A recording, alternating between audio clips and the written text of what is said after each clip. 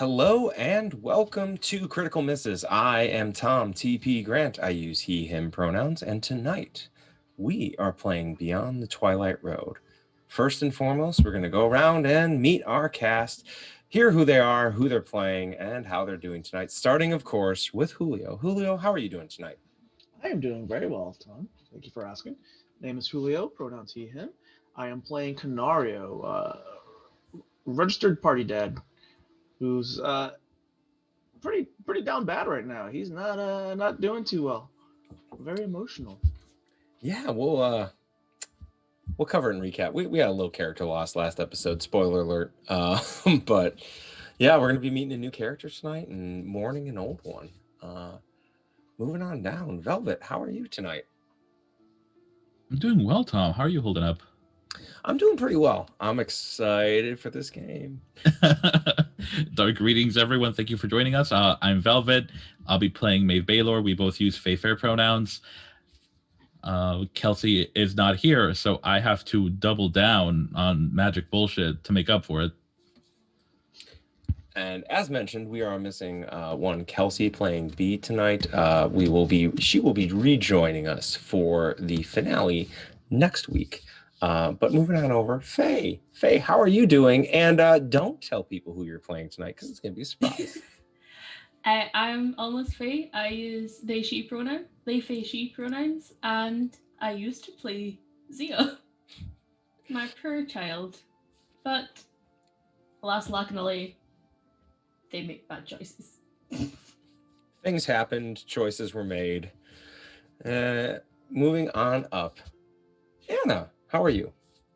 Anna's great. Anna's fantastic and has been raring to play this game since literally the minute we ended last week. And tonight I will be playing Agnieszka, our Grendel Bard Berserker-ish that has recently become a Hexer champion of the Twilight Court at terrible cost. And Agnieszka's not doing as hot as Anna is. They're pretty upset. They're pretty upset. I do really love the Hexer profession. It's such a flexible thing. This is the second campaign that I've had a character take the Hexer, and we've morphed it around a little bit to change it around, and it's such a fun thing to play with. I'm currently kind of trying to keep it even keel because I'm really excited right now, and I decided not to come out of the gate at a million miles per hour like last week, in which the party successfully gained entry to the Twilight Court. It was a little touch and go for a moment, as they almost were not admitted, as Agnieszka was clearly carrying some sort of malady inflicted upon her from the blades and attacks of the raised Grendel of the newcomer, the undead Grendel. When they were finally admitted, the captain of the guard, Eivor, along with the envoy of the Twilight Court, Cressida, allowed them to stay a night as their petition was officially being heard. Agnieszka, I think it's fair to say, made peace with the rest of the party and their possible demise, while Zia also seemed to gain a home in the Twilight Court momentarily there. They were presented to the Twilight sisters, Naira and Dahlia, who accepted the party very slowly as they saw potential in Agnieszka. And Agnieszka was brought down into the depths of their fortress and was put through the trial of becoming the Twilight Court champion. Agnieszka passed with flying colors. I believe Anna's first and only crit success of the entire, maybe there was one in the second game. Allowing Agnieszka to become the champion of the Twilight Court.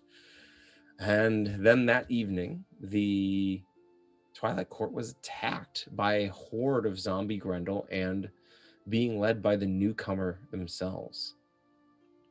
Zia, out in the forest, rose the alarm and charged, coming face to face with the newcomer, and was struck down. The party fought their way through the Grendel, reclaiming Zia's body. The Grendel were pushed back, and the party was granted gifts. Well, everyone but Agnieszka, because, it was kind of your job. I know, no appreciation for doing your job well, right?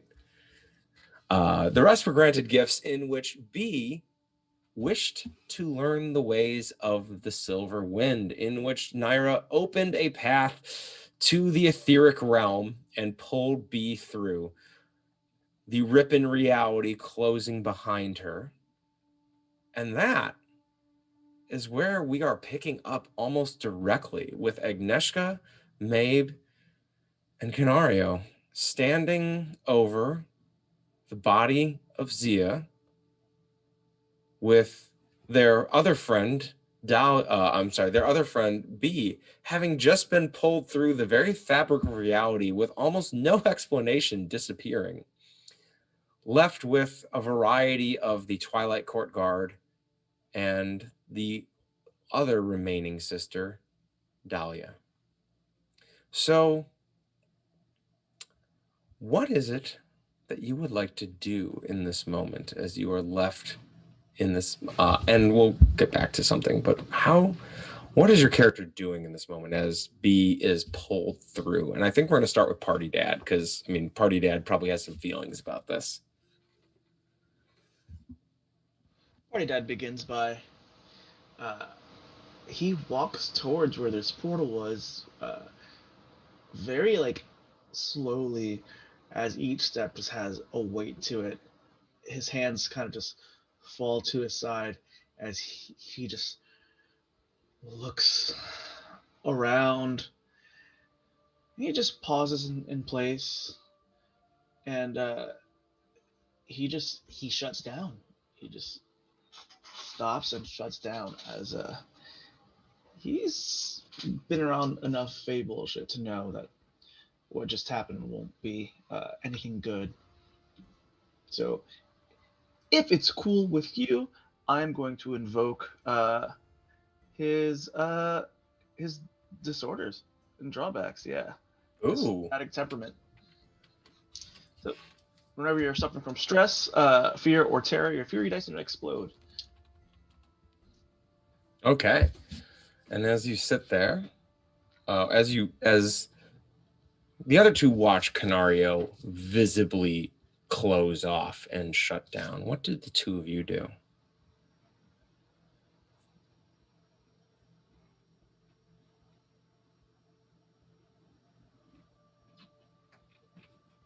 I think Agnieszka just turns to Dahlia as the one who is left.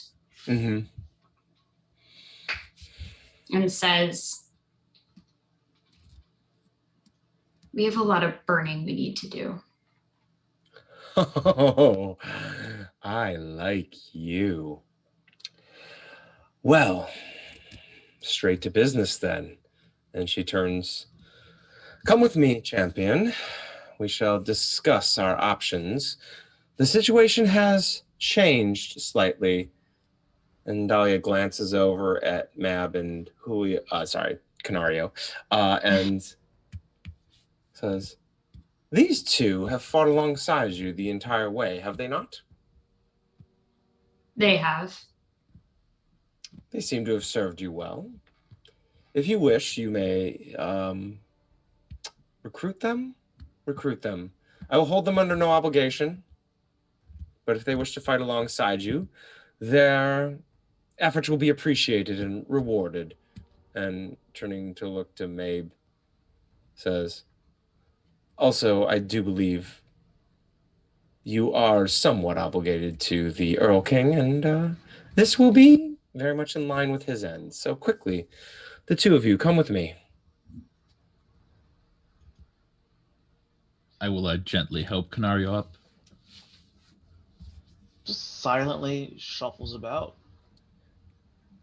The rather jovial nature of Dahlia drops for a second, and you see her looking at you concerned, and she says, are you concerned with your friend, the one who left with my sister?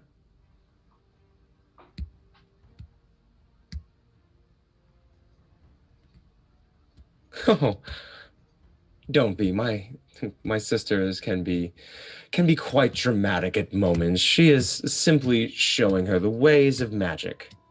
She will be back presently. Besides, Bee finally got the chance that she always wanted, just to prove to everybody how smart she was. Precisely. She will I'm either sure. she will either succeed or die.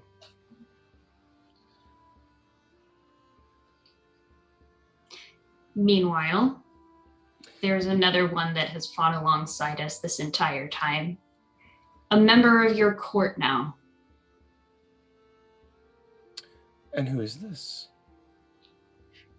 He just looks over to where Zia is like prepared towards I believe like the covered in flowers thing that Bee had done before she left. Yes. And as a member of your court, although all of the fallen will come to ash, this one will not do so without first being awarded highest honors. We shall bury her in the garden. And there, a tree shall spring from her. And that tree will bear fruit. And from that fruit, we shall make an ale.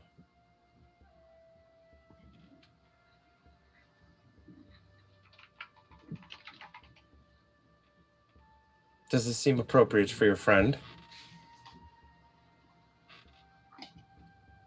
That would do it. Excellent. The ale will be quite strong, I think. Now,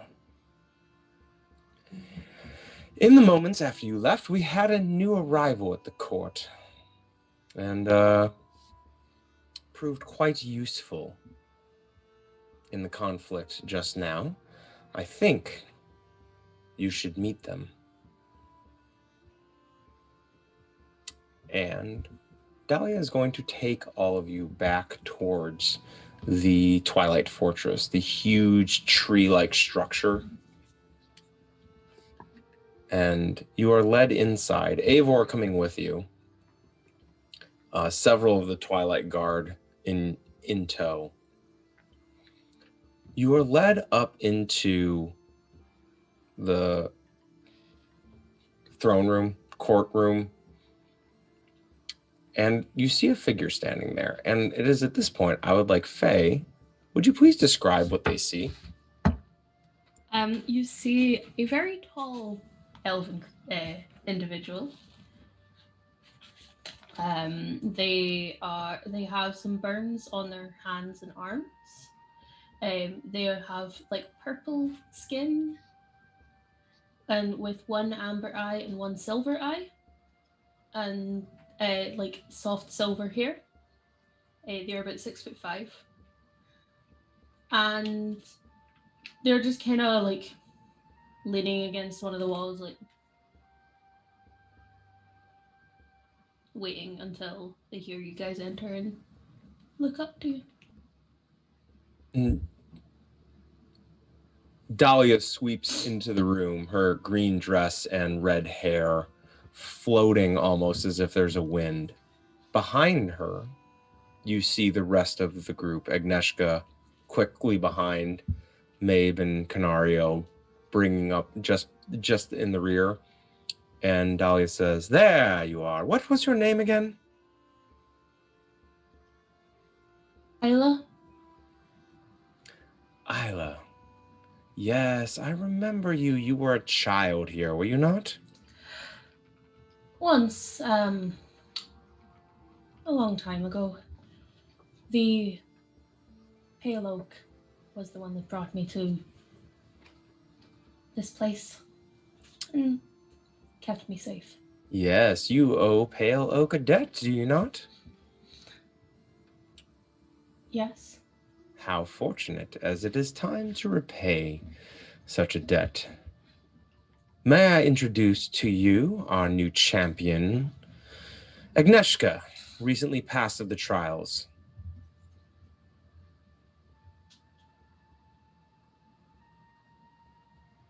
Pleasure to meet you. You as well. Am I to take this to mean that you've come to the Twilight Court to rejoin the Fae? I am something of what we call a traveler. I wander around and do odd jobs for the Fae, so my jobs have led me here. And I hear you guys have a necromancy problem, and I am what we call the professional, I guess, in necromancy. Well, getting rid of necromancy. Ah,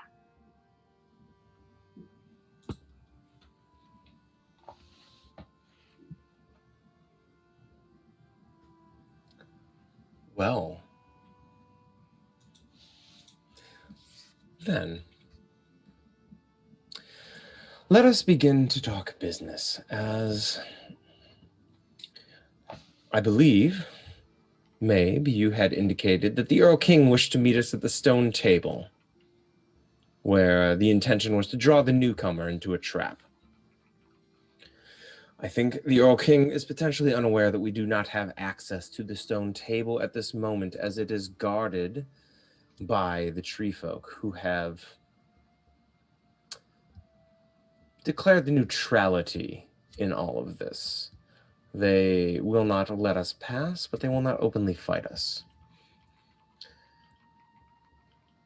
We believe that the reason for this is the Grendel, specifically a particular shaman amongst them named Morzak, has sworn themselves to the newcomer and to the Golden Forge, and has turned over the location of the sapling grove of the tree folk. And we believe that's where the Grendel have gathered in their strength. We wish to free these saplings from the oversight of these Grendels, and as my sister will not allow me to directly intervene, it falls to our champion. We will require you to go to this grove and to slay Morzak. Make an example of him. And once that is done, move to the stone table. And please inform the Earl King that we hold his oath fulfilled, and that he is free to unleash the wild hunt as he sees fit. can I just ask a quick out of character question? Mhm. Morzak isn't the giant undead one that I've already killed twice, is it? No, this is Okay, cool. I was like, I have to kill you a third time? Oh my god. What? Okay. You burned him the second time. That's yes, like the burning should be happening right now, if unless there's a wrench getting thrown into that plan. But we're trying to honor Zia's burn your dead kids thing, because they had good advice about that. My queen, as for the rest of the Grendel, do they follow Morzak of their own choosing? Some have remained with us, some have chosen to serve Morzak in life. Others were slaughtered and have been raised by Morzak's new powers and serve in death. Do you wish me to make an example of traitors and oath breakers? Why, yes. Excellent. I believe once you have removed the threat to their children, I believe the tree folk will have quite a bit to say about vengeance as well.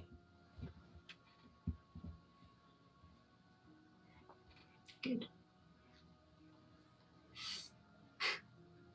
Now, Faye, can you please pronounce the name of your character again for me? Because I struggle with such things. Ayla. Ayla. I believe you know where to find Pale Oak, as it is where you were, well, kept for some time. That I do. I can lead this group to Pale Oak. Aid when I can. I stand in place of Pale Oak at this moment, as they are unable to act in this matter. I will personally guarantee that if you intercede in this matter and assist, that your debt to Pale Oak will be paid in full.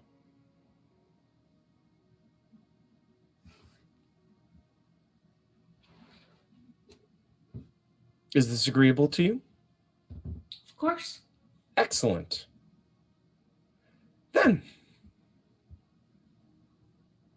we have nothing more to discuss. Please, if you need anything, you may rest here for the night if you wish. You may eat, but if at all possible, set out at first convenience to clear us of this problem.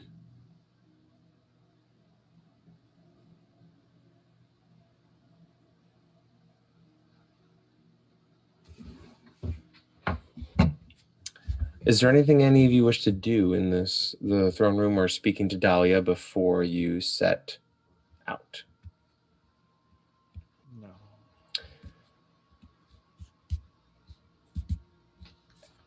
As you move down the tree in the internal spiral and you move outside, you do see a procession of the Twilight Guard, one of them carrying a banner in front of them,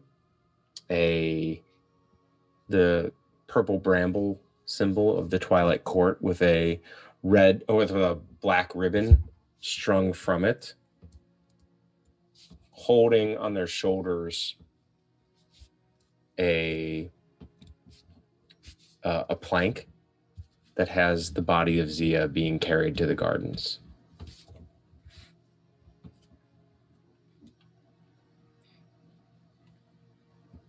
Canario pays it no mind.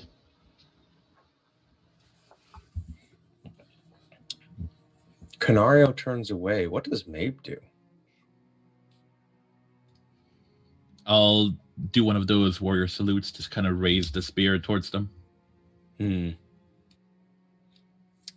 what does Agnieszka do? Agnieszka watches as the procession goes by. Doesn't really stop because they have a commission now. They have a job to do. But after the groups pass each other going opposite directions, will slip their hand into the sort of pouch carrying the small vial of Zia's blood that they had collected after finding their body, and just hold it for a moment, think about their friend, and just keeps walking. Does Isla do anything?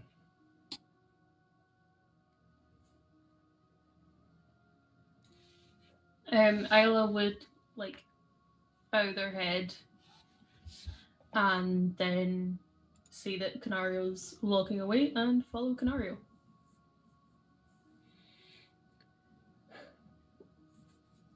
In this moment of just the four of you, as you're moving through the compound area, the secure area within the Twilight Court, would anyone like to speak to each other?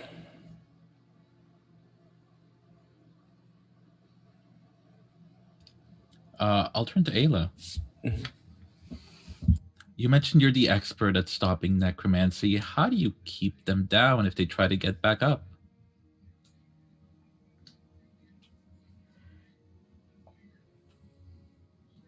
You know of the Winds of Magic, correct?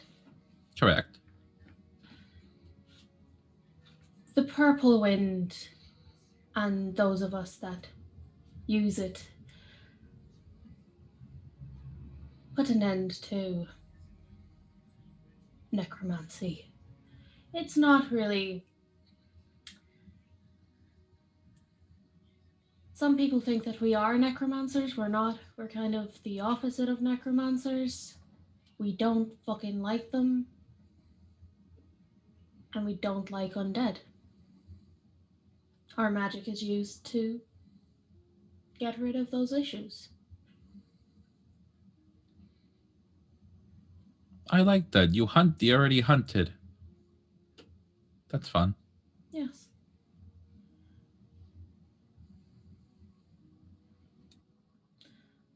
Spend long enough in these woods and you'll become like us. Purple? Well, maybe not purple. I smell amber on you. I'm partial to red myself.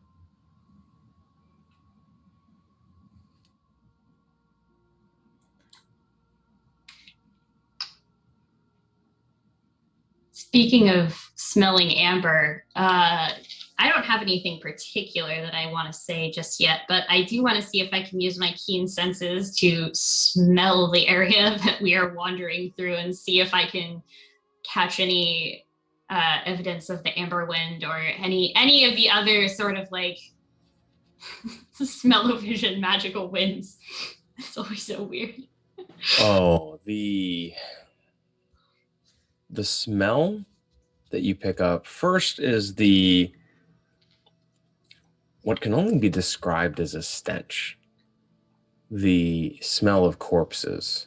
But this isn't the normal smell of a battlefield. That you're well acquainted with. It's the remnant of the presence of the newcomer and their forces. It's what you are beginning to associate as the smell of undeath. It still lingers over this place, though it is dissipating. And you can almost feel in the air as you feel that little smell of like of wet hound, of blood, that the amber wind is swirling around you.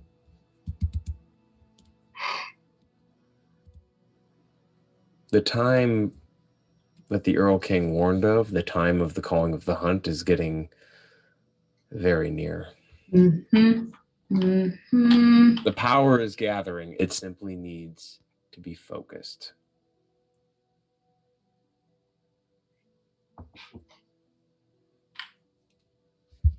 Just gonna turn over towards Maeve and say, this might be what you're looking for. We're very close. Oh, it's definitely what I'm looking for. We're definitely close. You're gonna know what to do with it when we get there? I'll figure it out. That's what I thought. Okay.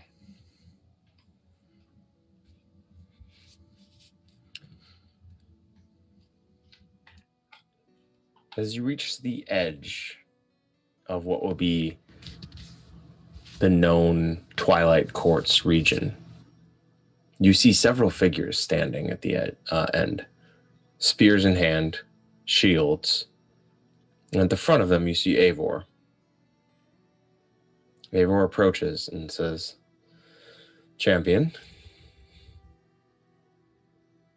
a request to accompany you and your fellows, as do a few of the guard." Turning to look at Mabe and Canario. "One of your number made a brave sacrifice for the court, and we feel that that is a debt that needs to be repaid in like action."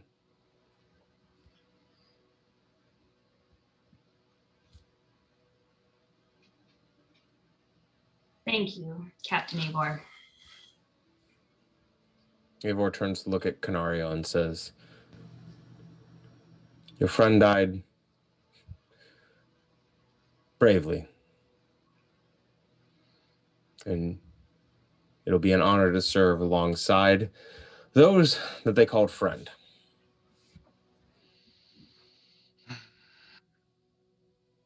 Sure, if that's how the court feels about its pawns, I'm certain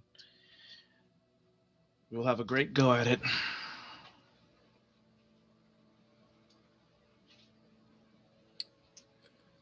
Your pain is understandable. I have lost many soldiers under my command. I don't think it ever gets easier. And sometimes it feels like it gets harder.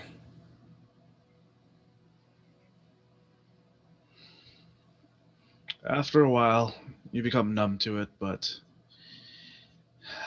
not when it's a frivolous loss.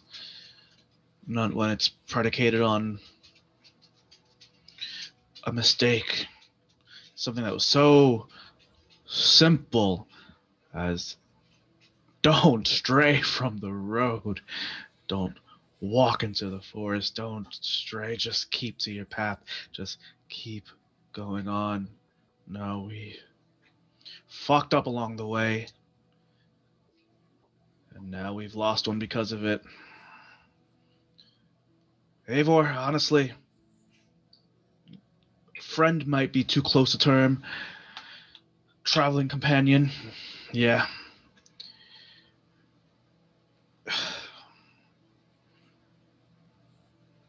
It's best that we just ignore the emotions and the feelings and we get this done as soon as we can so I can get on my way.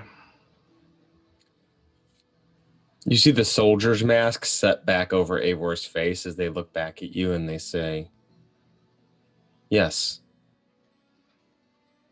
Let's complete it and be done with it then.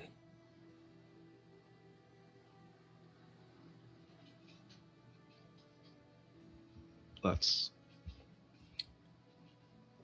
And the dozen or so elves with Eivor sharply about face and then march as they're marching, beginning to form into like a marching column, and then stop, turning their heads in unison to wait for Agnieszka to indicate the direction.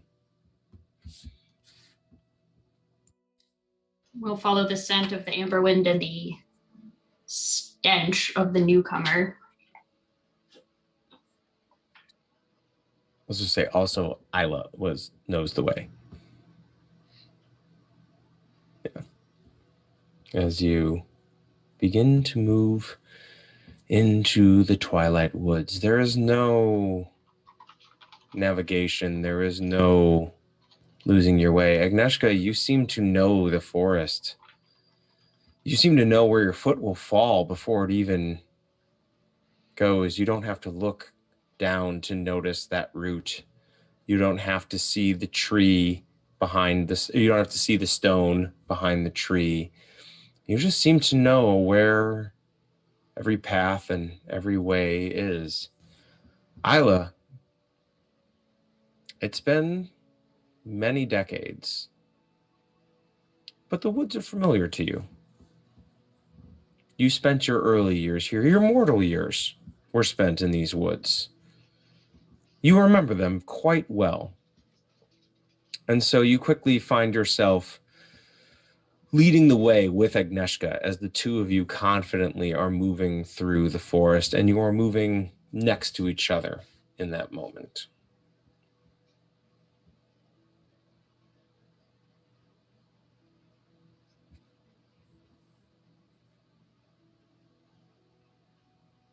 I'm sorry for your friend.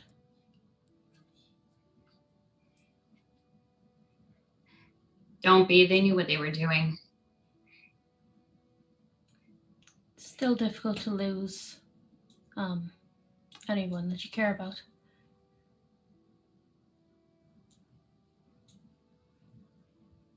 Yeah. Canario's a bullshitter if he believes otherwise.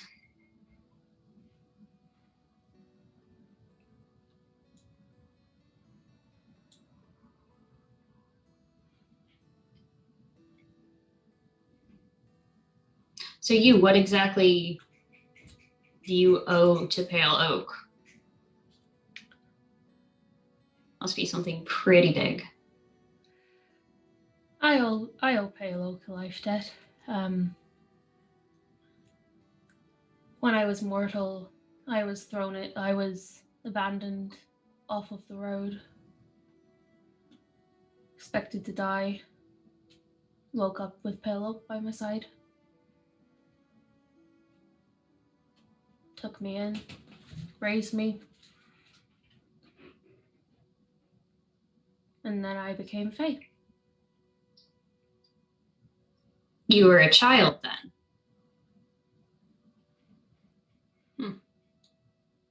I believe no more than 4 winters passed when I was abandoned.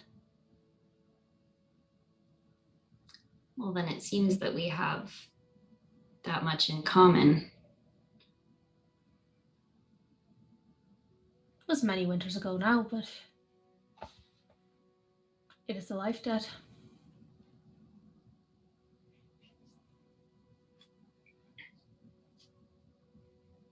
Can I give you a bit of advice? You can, though I won't make any promises. I'll listen. Just being honest. With us being Fae, be careful with what I like to call the forever bonds. The ones that you don't set a time limit to. I have a time limit with Twilight Guard. I have a time limit with all my bonds. Safer that way.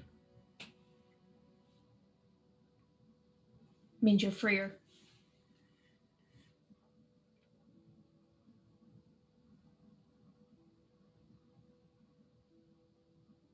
I won't forget it.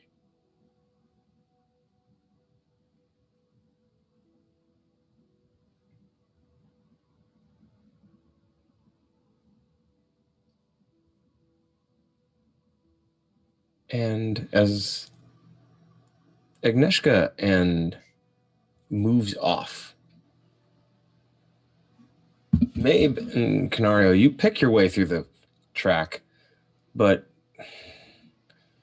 Agnieszka moves so sure-footedly at this point, it's so difficult to keep up.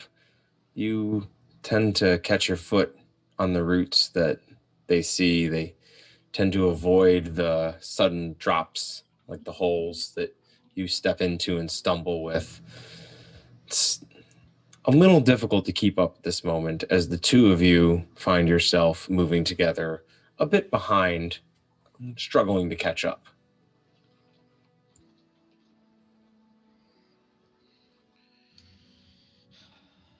Well, Maeve, it seems Agnieszka walks with a brand new vigor. I imagine being champion does that. Champion, knight, pawn, it's...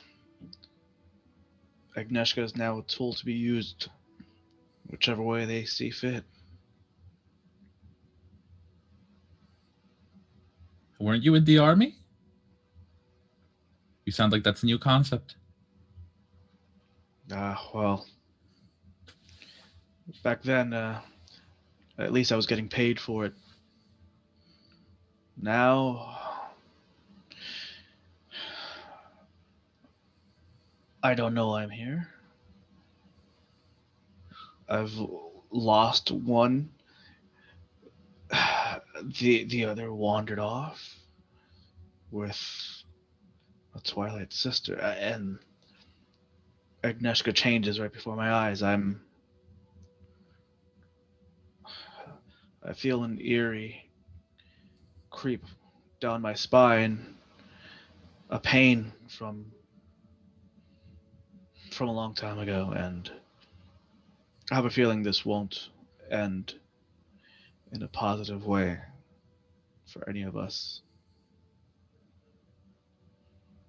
I'd say that's up to us, and if there's something creepy following you in the woods are a pretty damn good place to lose it.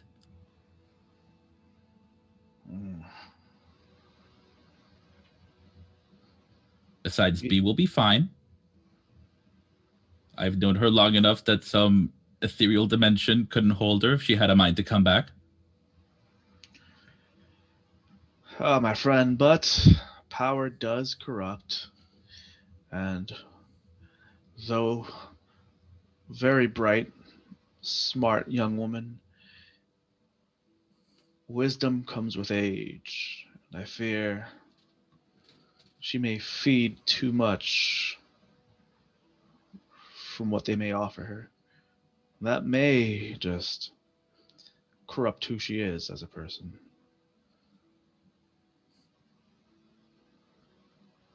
This does not bode well for me. I mean, if you're worried about the wisdom that you think comes from age, I wouldn't worry about that. You're not too wise. You followed me off the road. I've been telling myself that every day since then. Perhaps I should have looked out for myself. But then you'd be on the road, bored.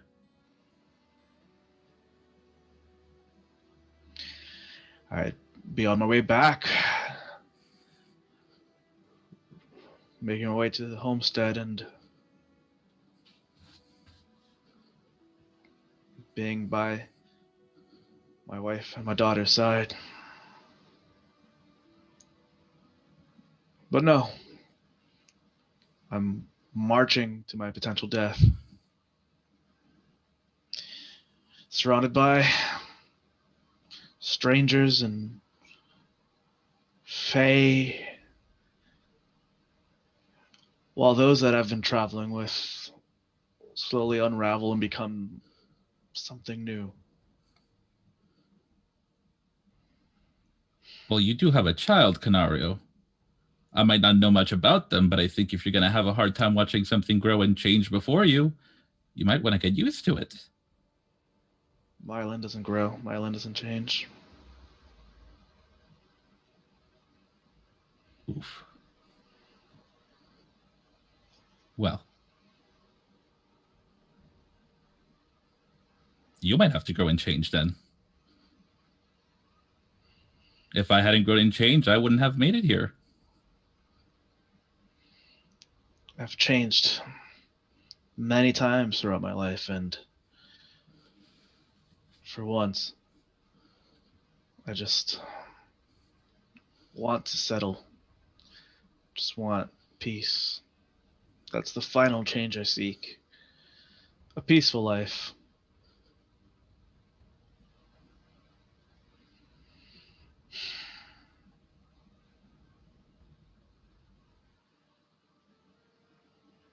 So all I ever wanted was to end this life of travel, this life of work, and give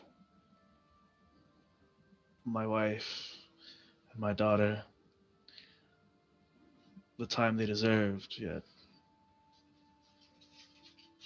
here I am among the Fae, the same Fae that corrupted them.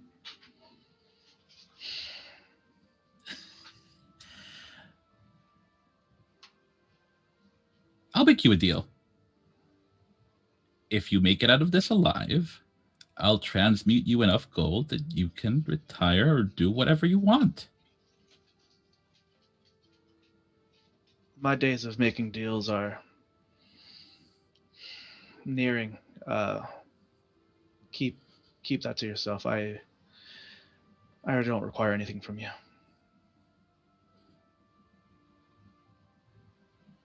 And with that, Canario just speeds on. If Canario's going ahead, I'll lag a little right behind him so that I can dodge whatever he stumbles on the way.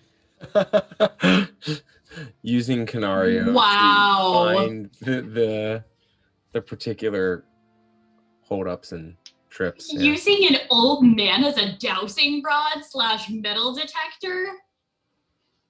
I Yeah. was just thinking it was like the blind sticks. I don't know what they're called.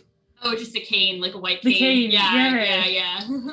Oh God, just whacking him into tree roots. Oh no. Poor Canario. No. Oh, party dad. All right. Party dad.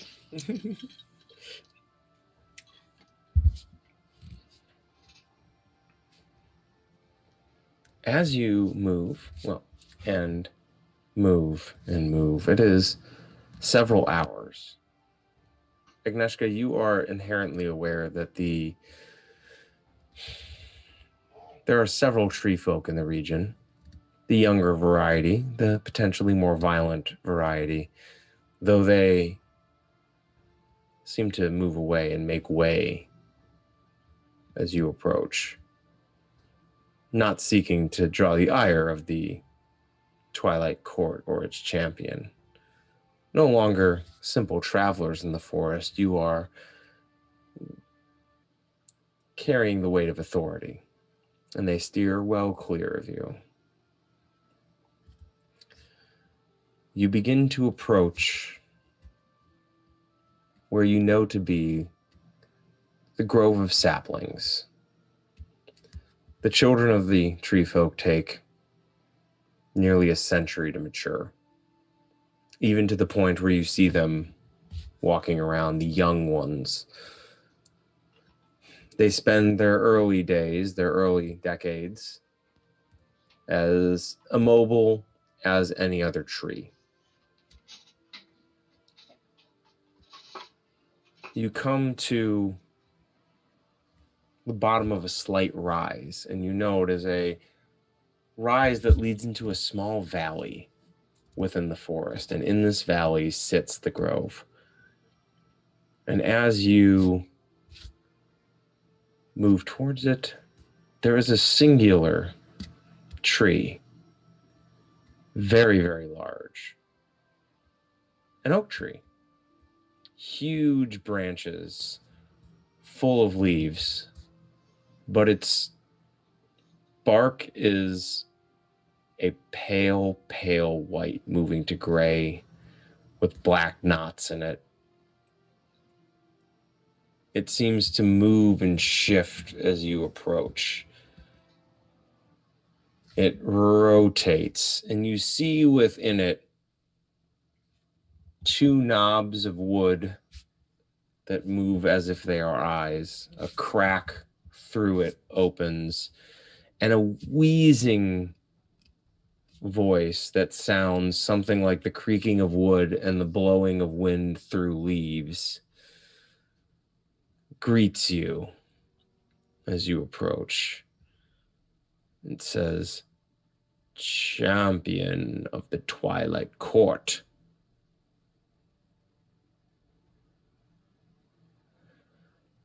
The sisters send another messenger to me.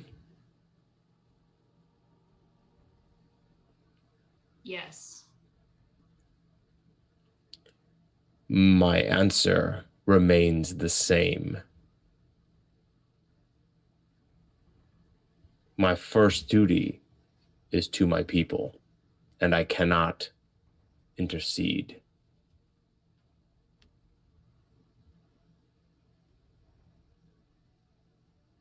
There's a creaking sound as it seems to turn and regard Isla.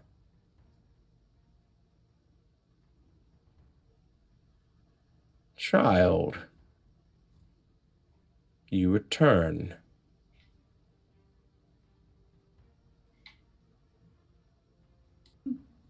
The Twilight Sisters told me there was a necromancy problem. Yes, as like there's this almost this like sigh of wind that comes off of it. Some of the leaves on the ground rustle. The newcomer, the Court of Shadows, has claimed the tree folk as under their fealty through force of arms and hostages.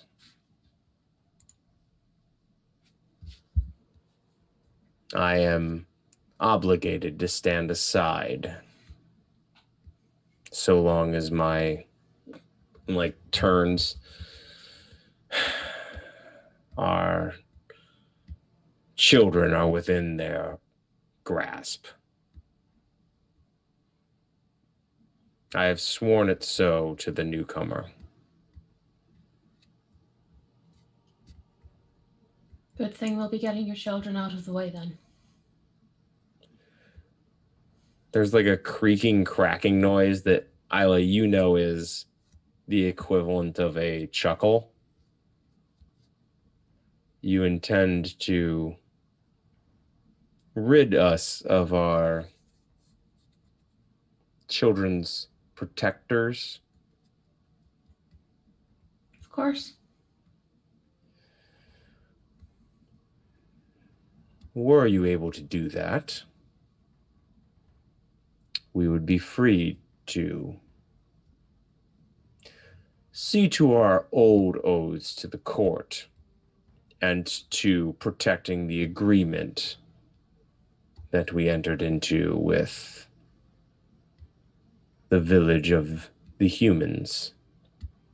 It is to my understanding that the Grendel have violated that agreement. Turns to look at the champion. The Grendel have strayed onto the road and into the village. They have spilled blood.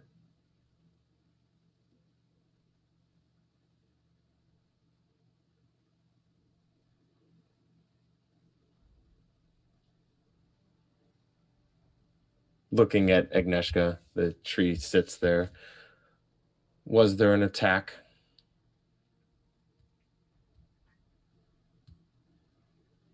Was there? The attack untold? Oh, yes. Yeah. Yes. Yeah. So yes, since I was just making sure that No, it's that was okay. the correct thing. I know, was like, I think this one's really big. Yeah. There was. Then, You're playing with fire, swearing to the newcomer, thinking that these Grendel will keep your children safe. I had little choice at the time. So why did you do it? Had I not, the grove behind me would be a burned wreck, and I would be amongst it. You are See. sovereign of this place. Would you rather the newcomer sow these trees and this forest floor full of its poison and rot? That is what your oath buys. Pale Oak leans forward, and in this sense, it's almost like looming over the party as it looks down at you, and it says, and they say, I play a very long game. And it appears an opportunity has arrived much earlier than I expected. Provide us with a chance, and we will purge these undead Grendel from the forest. As corruption is purged from wounds. The balance will be settled with Tald. The balance will be settled with the Twilight Court. And we will return to the fold.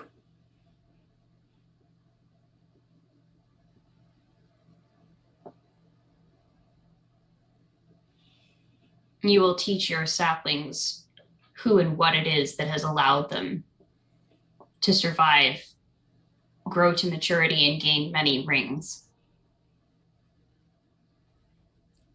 Yes, of course, champion.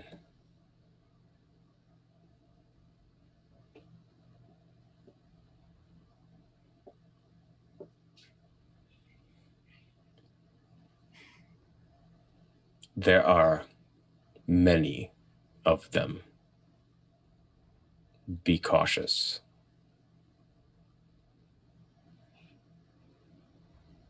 There is one who leads them. They keep some of the live ones around them.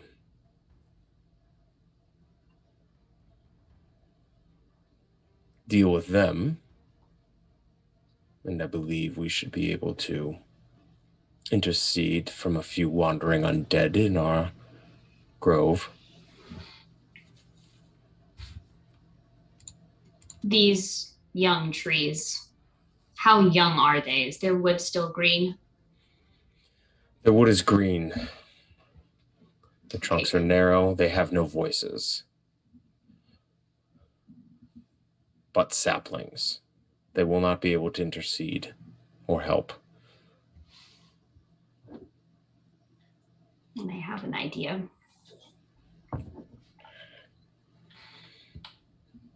I cannot help you any further. I risk going too far already. I shall withdraw and allow you to make your plan without me knowing of it. And there's this huge rustling, creaking sound as suddenly the trunk of this oak splits into two legs. And in a few strides, as this thing is absolutely huge, it just walks off into the woods. Amazing.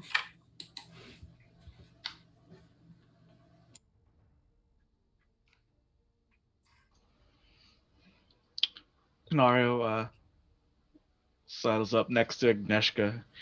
Says, well, it seems that both you and the Pale Oak have something in common. And what is that? Seems you both have taken oaths under desperation, when there was help coming all along.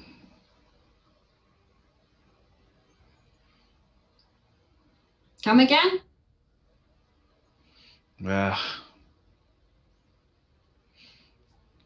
How does it feel, being the champion and all?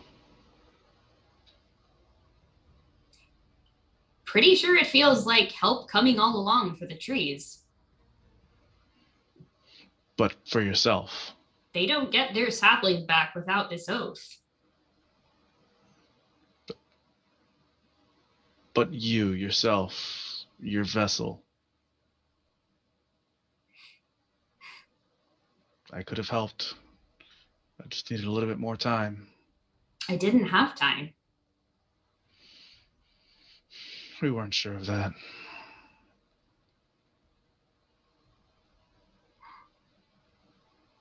So how about we get to this? Let's get this over with.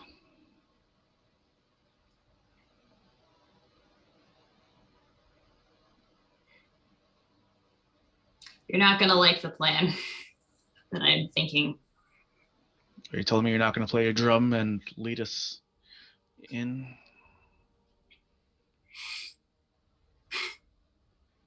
How much do you know about what the Winter King's army uses its young for?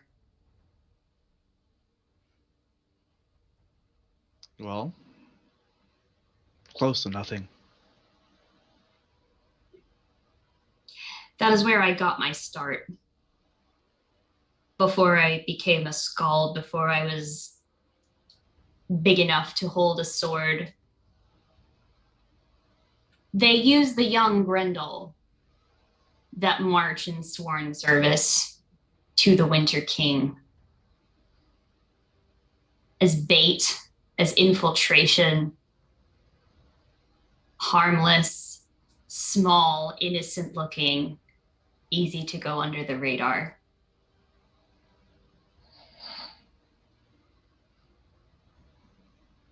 We did things that would make you blush.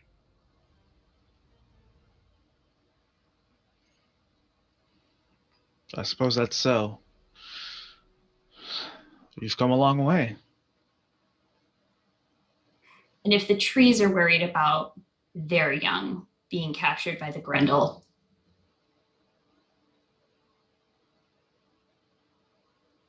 we cannot hold back in our attempts to destroy the corruption, which means we need fire. Greenwood smokes. It doesn't burn. That is what we need to destroy the newcomers' followers and keep the saplings intact. And just where would we get enough fire for this? Just slow head swivels over to wherever Maeve is. Canario's like, are you sure? I mean, Faye could potentially start a wildfire. It could potentially just... do you think they're capable of such a thing? You mean Maeve is capable of... I'm just asking out of character to clarify. Who are you asking is capable? Maeve. You see, you have seen what Faye can do when channeling the power of the Winter King. You've seen what Maeve can become. But can Maeve do so in a way that doesn't harm us, or herself, or anyone else in your stead here? Maeve is powerful, yes. But I worry Faye could be a bit of a, now no pun intended, but a hothead. You worry an awful lot for somebody that continues to walk down this path towards danger and ruination. I've made a promise to a friend that I'd see this through with them. To the end of the road, which we reached long ago. Oh, well, the end of the Twilight Road, yes. Or maybe to the end of my road when I reach my Twilight. Don't you, Faye, love wordplay? You have a family. What are you playing at here? I thought you wanted to see them again. I do want to see them again, but you see, part of my family is here. And, well, there's no way I can't see this through just one last time with you.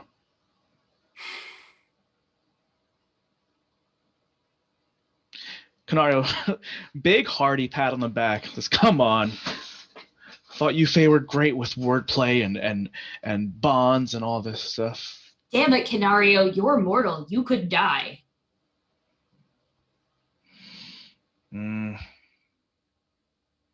Sometimes I feel like I need reminding of that, but I think fate's on my side. Sorry to interrupt such a tense situation between the two of you. We could also do some other things. You don't need to go straight to setting fire to the trees. We wouldn't be setting fire to the trees. We would be setting fire to the oath-breaking Grendel and using the trees' natural defenses to protect them so they can grow to maturity. That's a fair point. How about we take out some more of the undead first? So then it's only the living Grendel, and then we can deal with that at a later date. Isla, was it? Yes. Is there a later date with something like this? Technically, yes, there's always a later date. This is not my first rodeo with the necromancy bastards. They keep coming back. They're like rats. But there's a great thing about purple wind magic. It really doesn't like undead. Really doesn't like undead. Yes, you seem to have driven that point home. But I feel that it's probably best we just take care of all of it as soon as possible. If half an army dropped dead in front of you that you thought were going to be by your side, would you not take a moment to pause and run the fuck away? Or surrender. Probably not, but I'm not a good example for answering this question. That's a fair point. You are also Grendel. They're not Yeah. always the brightest. Oh well. So, get rid of the undead first, then burn the living ones alive? Or we just burn them all. For good measure. Yeah. We yeah, could burn it. combine the two.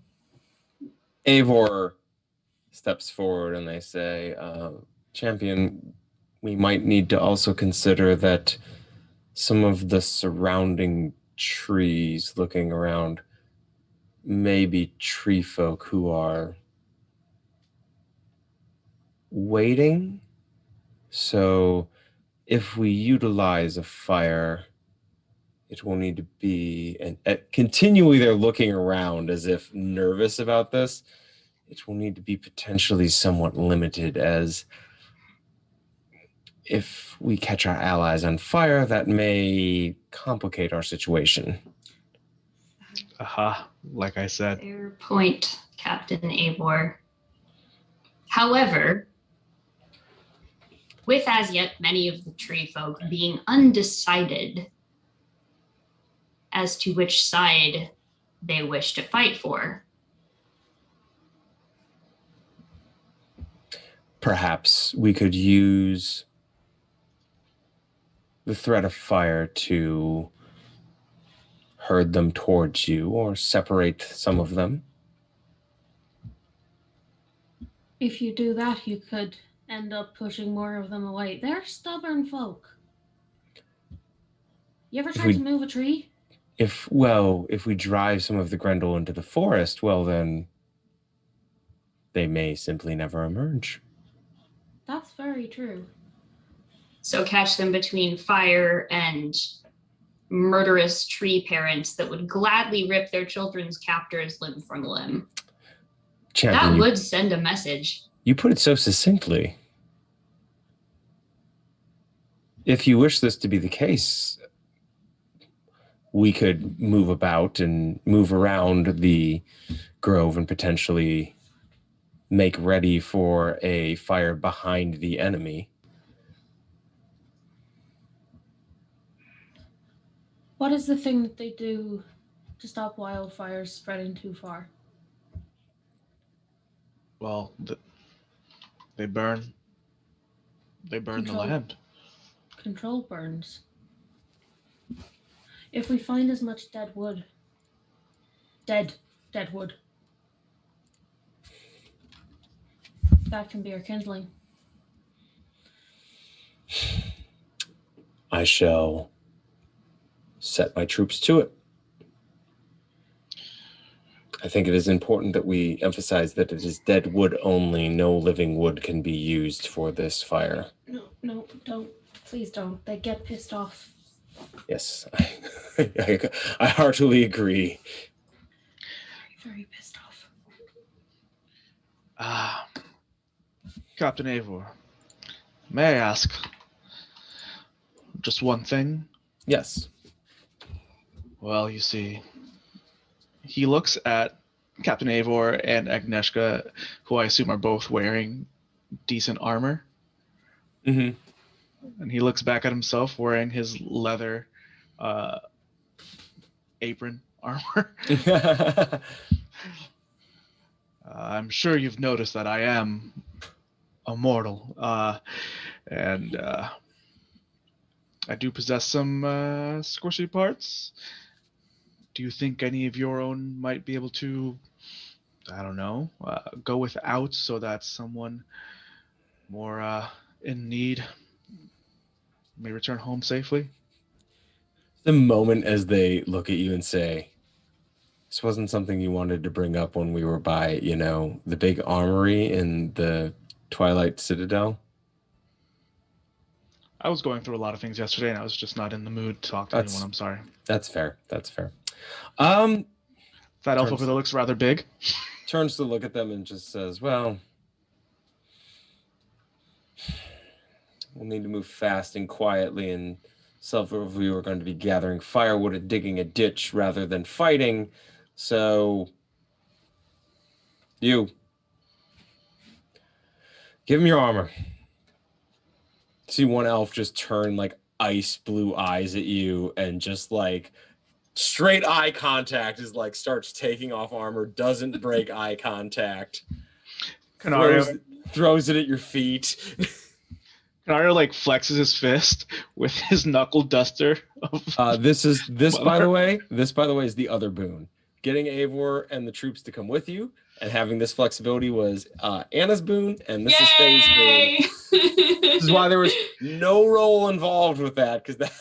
I will say though, like as the ditch digging elf guard is like angrily taking off the armor and tossing it at your feet, Agnieszka's just like staring daggers at Canario, just goes and passive aggressively picks up the shovel that they were using to dig the fire ditch and just goes and joins the people that are digging the ditch and building the fire break. And it's just like, fuck this, we have work to do. Yeah. He will grab a shovel and join. He stays very close to Agnieszka though. I have a question. Yes. I believe your name's Canario? It is. It's what many people call me. You received a gift from the Twilight Sisters. Begrudgingly. And yet, you're still in this forest. You keep talking about how you want to go home. Why didn't you? Because I made a promise to someone.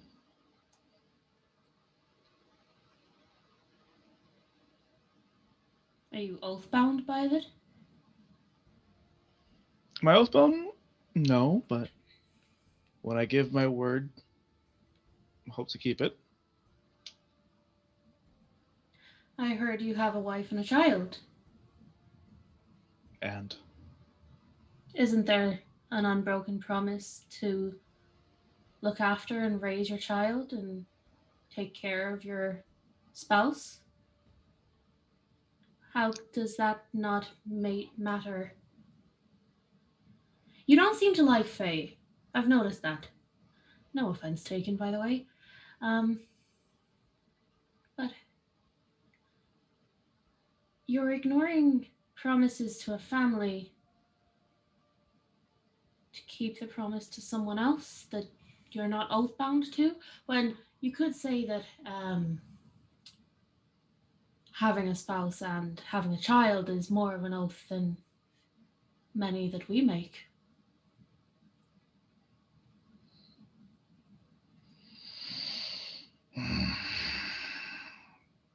For someone I just met, you, Isla, ask far too many questions. I do what I do for my wife, Hune, and my daughter, Mylin, and that is between us. I've given someone my word that I'd see this through with them, and that is that. I will hold my end of the bargain. If I ask too many questions, it sounds like your friends don't ask enough. Perhaps not, but after years of traveling, those are the best friends to have. They're sometimes also the worst.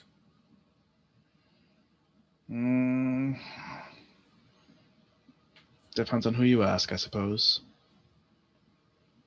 Now, are we done with this interrogation? May I proceed? Oh, you never had to answer any of my questions. You chose to answer them yourself. But yes, you can go back to digging your ditch. I might see if I can do something stupid. Well, yeah, knock yourself out. Question: as the ditch is being dug, this would require somewhat getting close to the actual grove itself, and getting into position. Who is going to be making the preliminary observations, the scouting run, if it were to figure out where to dig this ditch, where to set up and where to avoid. I'll I take would that. like- oh, okay. No, we can divide and conquer. This is a big forest, so Yeah. You use your howl bear sense, and I'll use my smell-o-vision, and together we will establish a perimeter. Is that? Did you want a survival check? Did you say, or did you not say? First describe Oh, what it okay. is that you would like to do as you are. There's this rise down into this valley to approach the grove.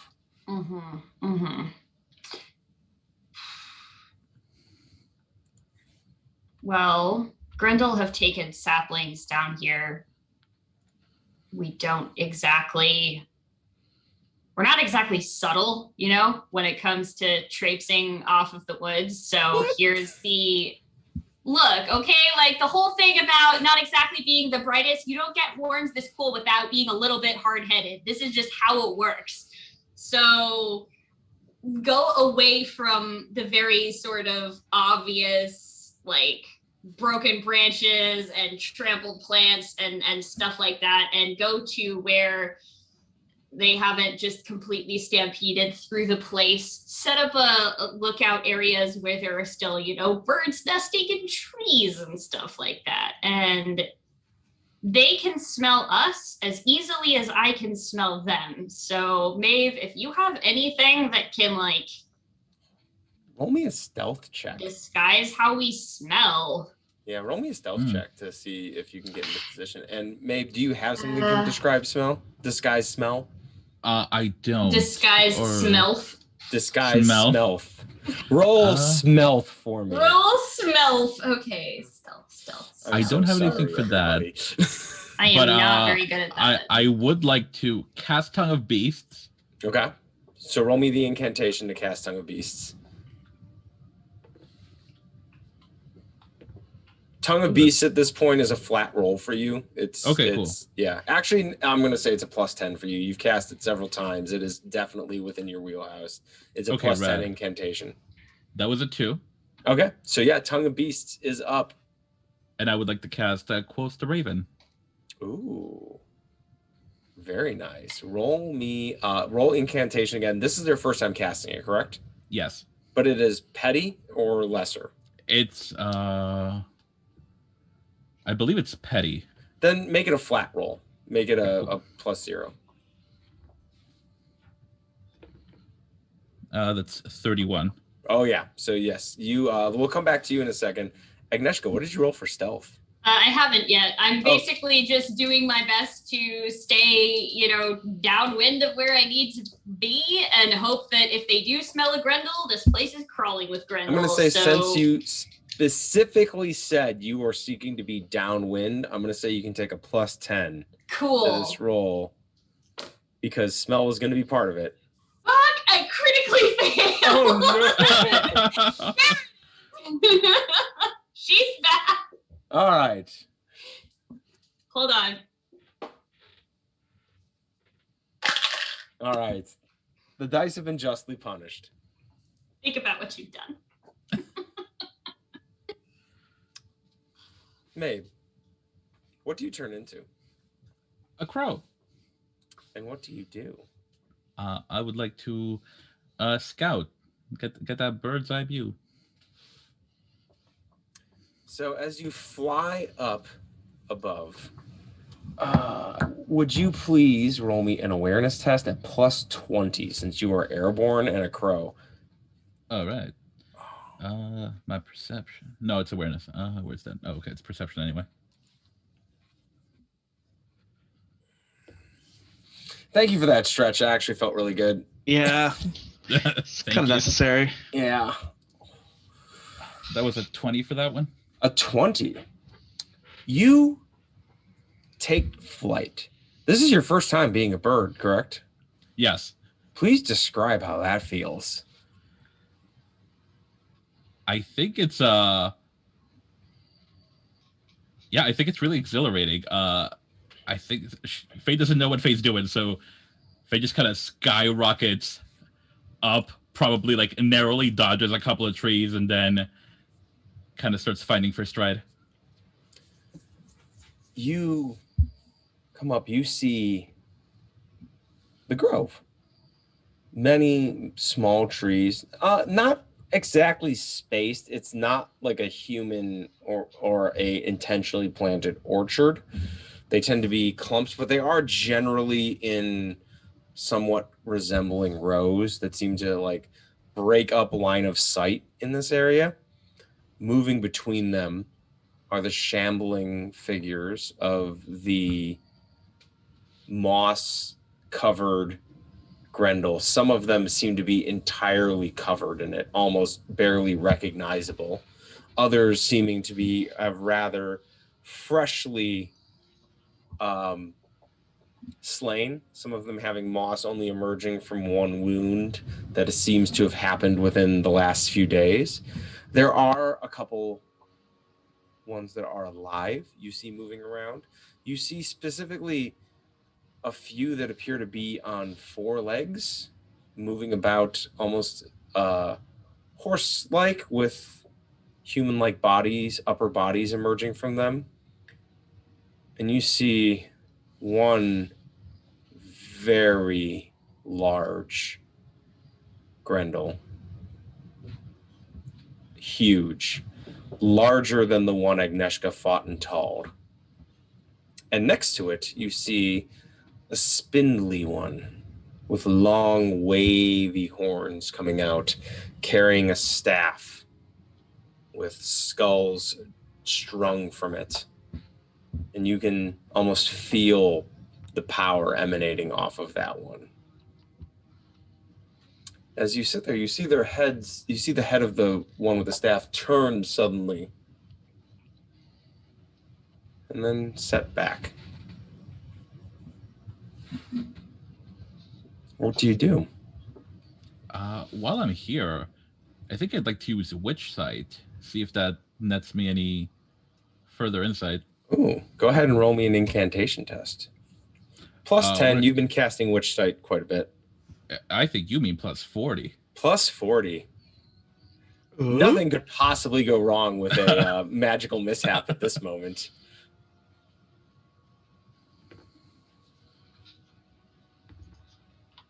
$29.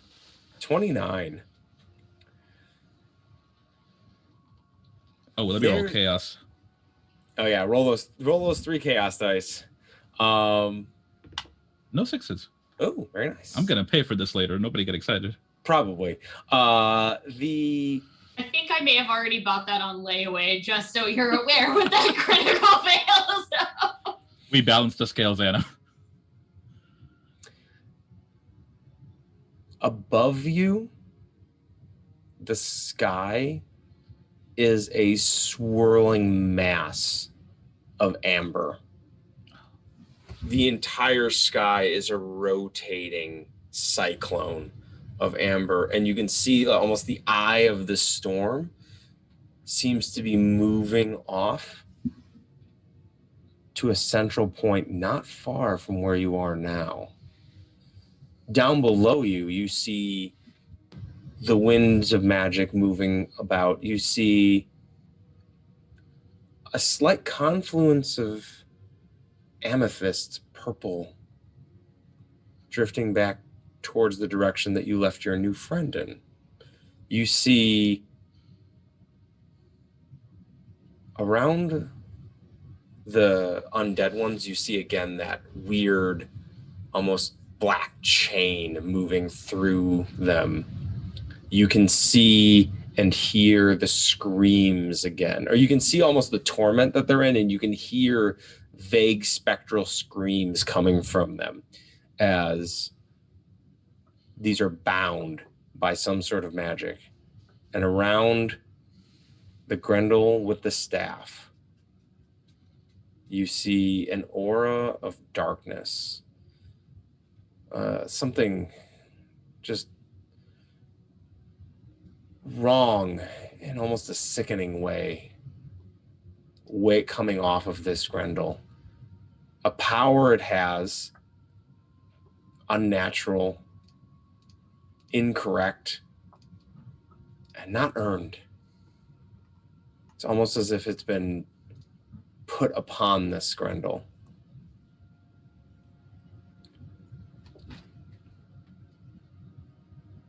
That's what you see. Okay, I think with that information, once like my circle is complete, I'll return and inform Agnieszka because I have one more very foolish thing I'd like to do. As you flit down to Agnieszka, where have you set up? Clearly not in as good of a spot as I thought. Well, because- you think you're set up quite well. Yeah. I think I'm just kind of posted up around near the opposite end of wherever it looks like the Grendel have like plowed through to create this grove or this clearing or something like that. And I'm just trying to watch from between the trees. You have found, and we're like to set things up of what Isla and Canario and the rest of your troop are doing. You did locate and send word for the proper place to dig the ditch. So just off of it, you found towards the northern end of the grove. Seems to be a bit light on enemy presence. You're able to dig it, and you're going to be able to force them further deeper into the grove, where potentially the rest of you will be able to deal with them and potentially scatter them into the forest. And it seems that everything's coming together. The way that you just said potentially 3 times in one sentence, though. I mean, rolls have been made. They have. Mistakes were made. Okay, cool. All right. And with our group getting ready to launch their attack on the Grove of Pale Oak, we are going to go to break real quick and come back for the conclusion of this. And we'll be back in a few minutes with just quick bio, quick setup, refill some drinks, and then it's going to be absolute madness. We'll see you in a couple minutes. Stick around.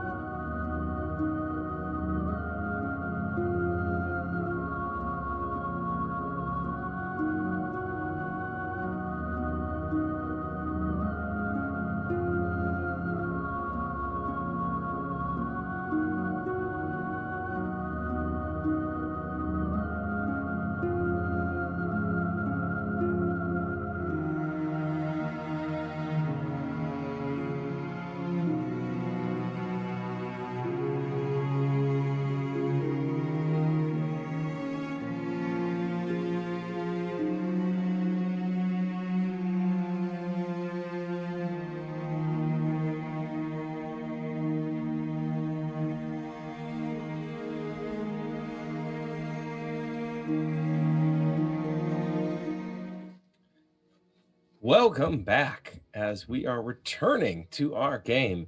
The party has established their positions. They are ready to launch their attack on the what appear to be a fair dozens of Grendel in this grove. Mabe had scouted things out as a bird, saw many of the smaller undead Grendel, and seen a few larger, potentially alive ones. I want really quickly to go around, starting with Agnieszka. Where are you setting up to launch your initial assault on this? So this is different from where I went to do recon, correct? Yes, if you want to have moved, you could have moved. Yeah, I would like to be wherever with Captain Eivor is, and I'm assuming we'll do some kind of like one group does the frontal assault, the other group does the, come in from the side, hit them on both directions sort of thing, and I'll just lead whichever group Eivor is not. Okay, so you want then I think Eivor would probably be stationed at the fire pit then. Okay, yeah, like not quite a pincer, but trying to flank them and make sure that we can effectively push them into the tree line. So you're on one side, the Eivor and the Twilight Guard are on the other. I'm interested to hear where Canario sets up. Canario, do you set up with Agnieszka or do you set up on the fire? Are you still over by the fire pit? He stays very close to Agnieszka. Mm-hmm. In all this, in his mind, he made a promise to one person, and he's going to stick by their side. All right, so you are sticking with Agnieszka. Real quick, before, because you're clearly hanging very, very close. Agnieszka reaches into the pouch where she's keeping the blood that was Zia's, but instead of pulling that vial out, pulls out a small handful of what looked to be these dried up kind of like red cap mushrooms, chopped into pretty evenly sized chunks. Listen, I know the way that you feel about Fae bullshit and all of that, but this isn't Fae. It's very effective. It might give you an edge. Mushrooms. I was saving them for Zia. We had some plans to make something ridiculous and probably mind-altering out of it, but I don't know how to feel about this, but you're going up against crazed immortal Fae beings with nothing left to lose. I would take all the help I could get. Fair enough. Bottoms up. Oh, are you taking all of them? He has no idea. He just figures that Holy fuck! Oh my god! Do You it. just did 3 doses of red cat mushrooms. Okay, I'm gonna pull That up. party dad is now party dad. So party dad now has, what is it, +3 to your damage thresholds for the next 9 hours. Yeah. And you are gonna Fuck have a hell of a time when these wear off. It ain't great, but for the next 9 hours, you could probably take down a bear with 1 punch, or at least you feel like you could. We have put the party in party dad. Oh, he's partying now. So while Canario is getting high as fuck, where is our new party member setting up? So Isla wants to get as close in as possible because they have an idea. So they're wanting to be they're trying to like get in as close as possible to like the biggest group of undead. Okay. So you're getting close to the undead? Yeah. Okay. And what is Mabe doing? I'll probably also be pretty close up to the action. So I'm a roll for Howlbear. Mm-hmm. All right. Are you? Quick question: is Tongue of Beast still active? How long does that last? Ooh, let me check.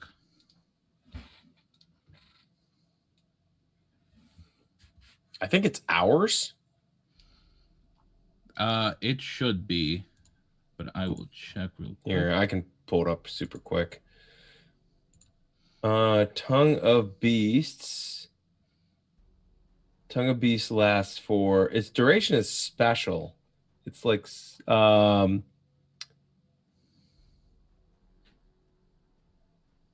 It doesn't have a given one, so I'm gonna say it's still active. So you can just go ahead and roll cool. the Howl Bear. Let's reduce the number of rolls and get to it.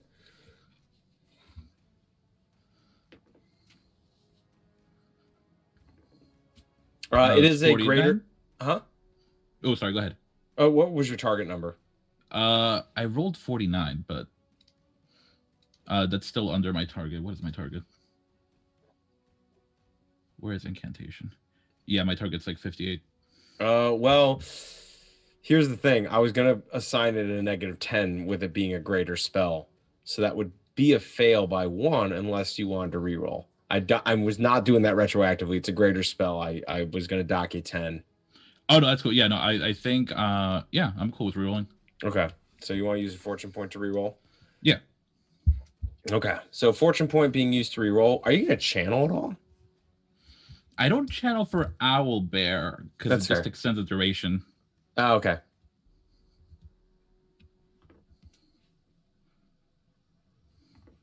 Okay, 32.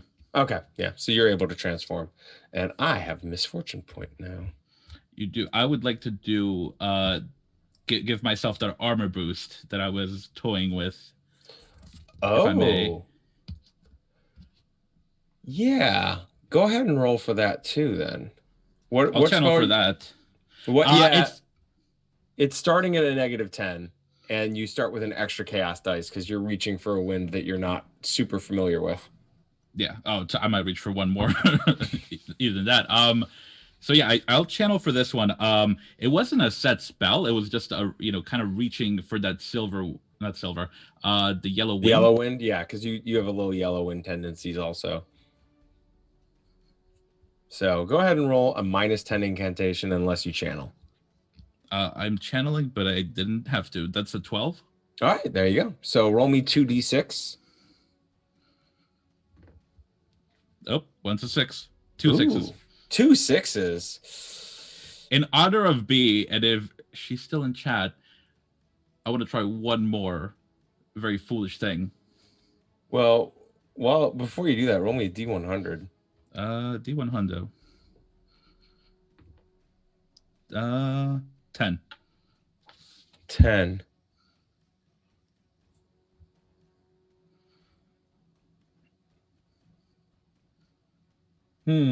Okay. All right. What is the other thing you wanted to try while we resolve this? I was gonna dip my claws into my own blood, but instead of making them gold, I was gonna set them ablaze. Well, as you begin to attempting the ability to turn your blood into metal, as you channel the wind, it suddenly grows out of control as the spiral of amber wind above channels extra energy into you, and a single drop of your blood hits the ground. And the energy of winter suddenly causes the blood to freeze. And in a massive spreading arc, a layer of ice covers the forest for about almost 9 to 10 miles in every direction. Well, as a quick question, are we still up? Because there we go. Okay, I was having some Twitch issues, but it was just me. That's me too. Yeah, looks like it's hiccuping for me. Yeah, it was it hiccuping? Still up, but I think it was a Twitch hiccup. A Twitch hiccup. But stream's still up. Hiccup. So Twitch hiccup. The ground is now covered in a thin layer of ice. Now, as long as you stand on this ice, anytime you cast a spell, this goes for Isla also, you have to roll 3d6 to see if other manifestations manifest. As the winds of magic are now just roiling off of this magical ice.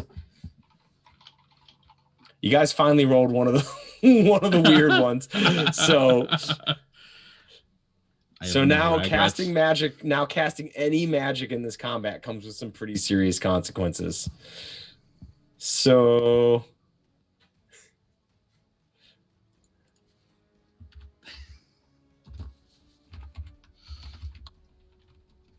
I stand perfectly still and hope no one pays attention to the bear kaiju behind the curtain.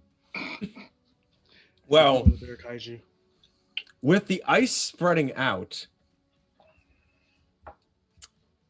into the grove, there's a sudden flurry of movement as Grendel, sitting apparently in wait, suddenly spring forward, preempting your assault, as it seems as if they knew you were there potentially. You hear cries of fighting erupt to the northern end where Avor's troops are being attacked. And all of you who have generally grouped somewhat near each other, though I think Isla might be slightly off on their own. Is Isla slightly off on their own? Not deliberately. But yet somehow still on brand. Probably. Yeah. A wave of the smaller Grendel come at you. Some of them living, some of them dead. I'm gonna need everyone to roll initiative.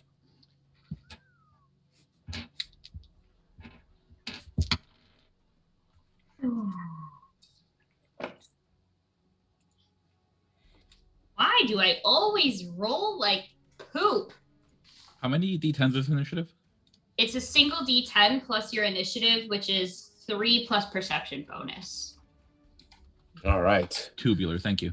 Canario coming in with an 18, probably. Oh, I just had the saddest thing. I was like, hey, Tom, no matter what happens, Zia gets to go first because they're a smuggler. Oh, no. I swear to God, that was my first thought. And then I looked up, saw face paint, and I go, I thought that too, and I was like, oh no. crying is a free option, people. Cry every time. Yeah. All right. So,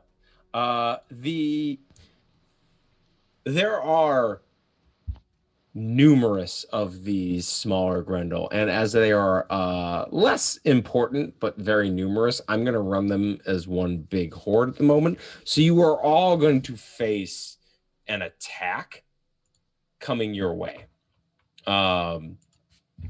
I'm not going to implement their pack tactics or their pack mentality, though. They're not going to be flipping to succeed on these, but I am going to be bumping their attacks up slightly to reflect the fact that there's about 4 or 5 of them that are tentatively engaging with each of you at this moment as you're facing a very large horde of them.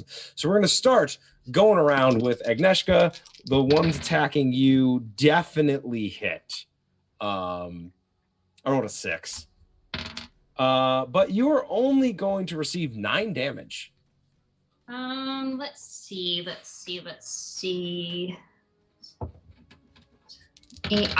just hits my first threshold, so I am. Does it down... exceed it or does it beat it?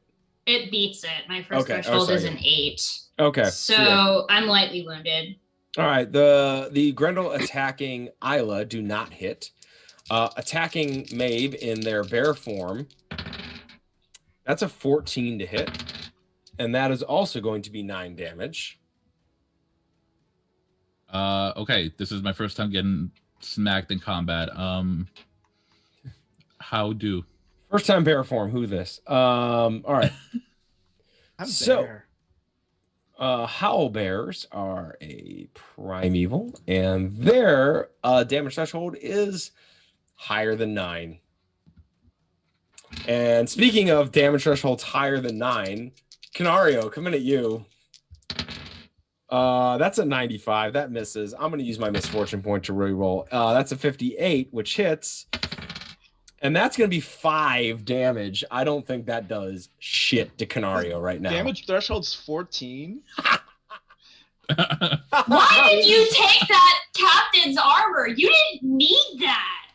Oh no, but that was before. Wow. That was before He wears it did well. all the drugs. So I imagine that fair.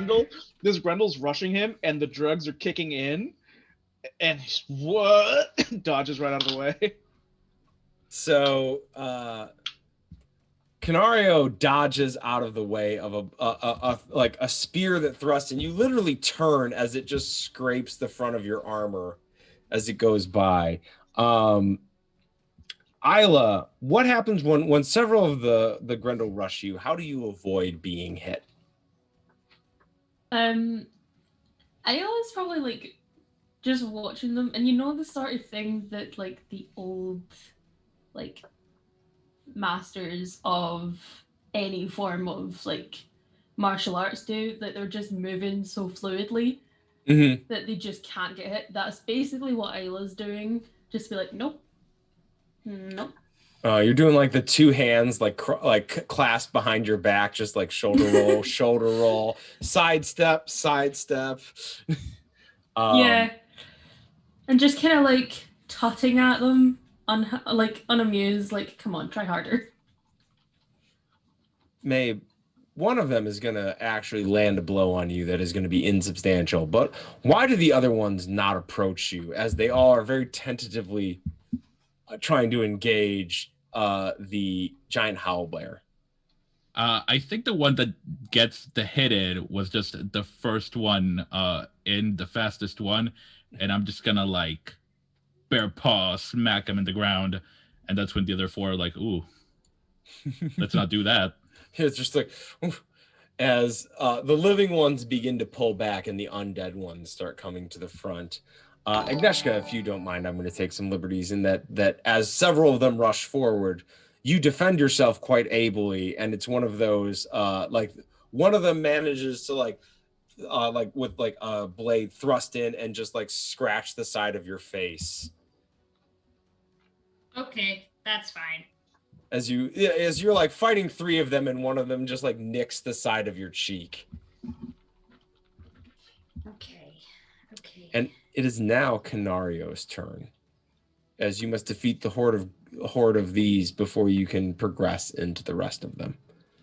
Canario, just as this Grendel's like attack, you said it was a spear? Yes. Canario like grabs that spear and goes for like just like a punch. Mm-hmm. So he uses that like momentum to kind of help him with his punch. He's gonna take aim. All right. Spend an AP to take aim. Yes. And simple melee is going to be 60. Oof, and that's going to be a miss. I rolled a 95. I'm going to use a... You know what? I don't think I've used fortune points much this whole time, so I'm going to use one. That's Do If at all, go Do for it. There we go. 53. 53. That hits, I'm assuming. Since Yes, he's at 60. roll damage. Oh, yes. Oh, they also need to make a bleed test. Ooh. Oh, you inflict bleeding? Yes. So Oh, that's right. 12 damage. And then, yeah, due to beat down. Oh, no, actually. So knife work, yes, triggers bleed. But then because it took an aim, they have to resist a takedown. Ooh, all right. They're gonna roll athletics real quick. They fail. So I'm with this. Describe how you get about, at this point, 4 or 5 of them dealt with. This group in front of you just gets demolished. What do you do to them? Damn. All right. So he just pulls one in, gives him a clothesline, moves on, and just starts giving everyone the 1-2. Mm-hmm. So you just like run by, clocking one with like a clothesline that's just like thrown over. Does the full like the back faces the ground? It rotates over. It lands on its stomach, and then you just kind of run through, and it's just you line up with 1-1-2, pivot to the next one, 1-2, slight side, like slight shuffle, step forward, 1-2. And behind Canario, there's just a line of Grendel laying on the ground, like rolling on the ground. Some of them, the one that flipped over, its jaw like is bent at a strange angle. Hello, Weave the Tail. Welcome in. Hello. Welcome Tom, in, friends. I would just like to say I am so glad you're like a combat sport person.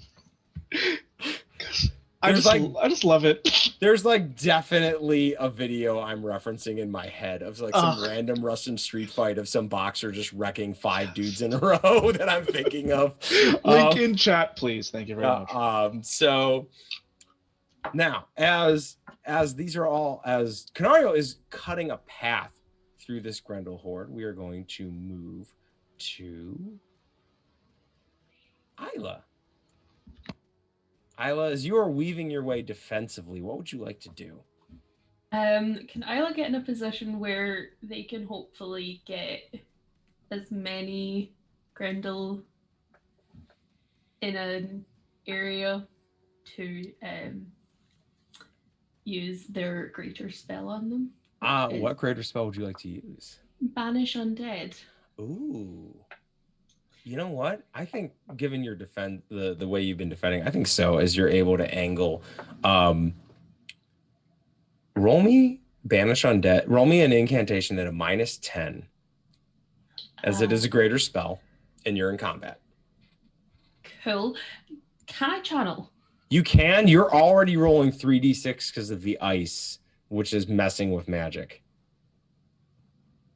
I'm going to channel. All right. So how many times are you channeling? You can channel up to 3 times. All 3. Fuck it. All right. So roll me incantation with a. You've gone from a -10. You're now at a +20.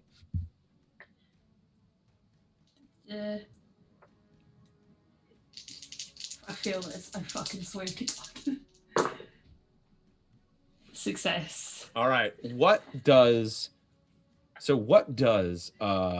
Banish Undead do text-wise? So, after successfully casting this spell, all creatures caught within an explosion template who are classified as being supernatural suffer 3d10 plus my willpower bonus in damage and are knocked prone. Roll me 3d10.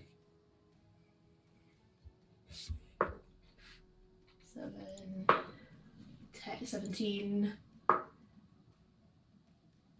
23, 30 points of damage.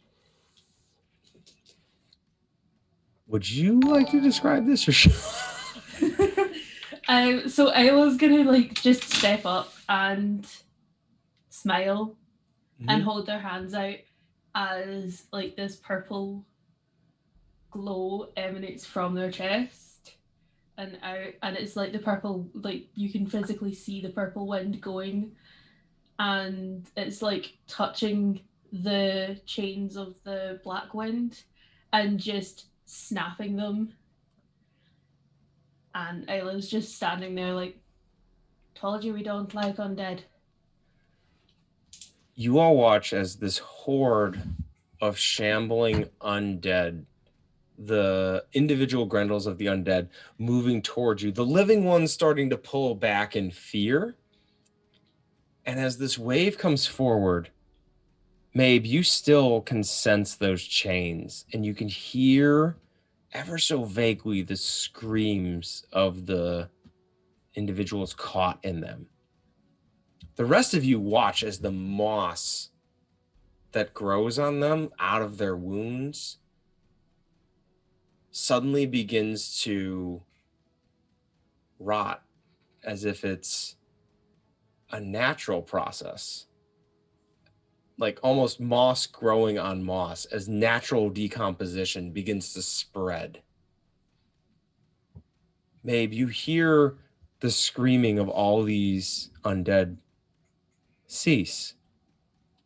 And you hear almost a sigh of relief as all of the undead Grendel begin to break apart and collapse, falling to pieces as they decompose almost in like a quick like time lapse before all of you. Not excessively, not disgustingly, just the natural process of life dealing with the dead, a process that had been halted by necromancy, that magic broken and dispelled. And standing before you all only remain the living Grendel. Well, would you look at that? And now to roll all those chaos die. Yes, now roll me 6d6. 6?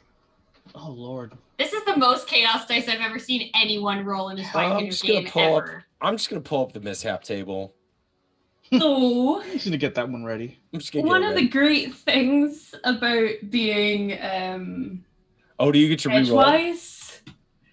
No, Hedgewise has crow tutelage, which means chaos happens on 1s and 6s. Oh no! Oh no! However, I only rolled 1 and 1 6. So 2. So roll me a d100 twice.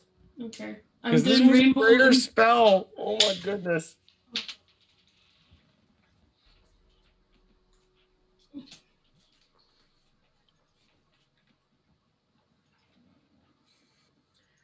Does anything happen if it's a crit? What? No, just give me the Okay. numbers. 22 and 62. 22 and 62.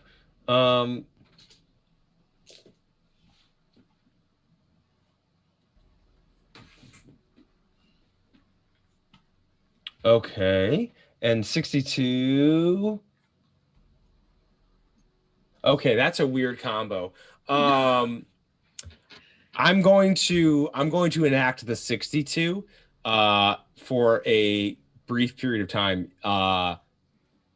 You use this on top of this ice, and you feel this swirling magic about you as you grab the purple wind, but the amber wind is so strong at the moment.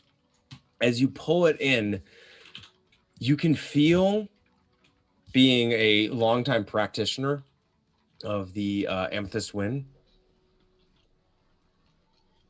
it is a very finite amount, and you think you have used more or less all of it, and you will not be able to tap the wind again for some time.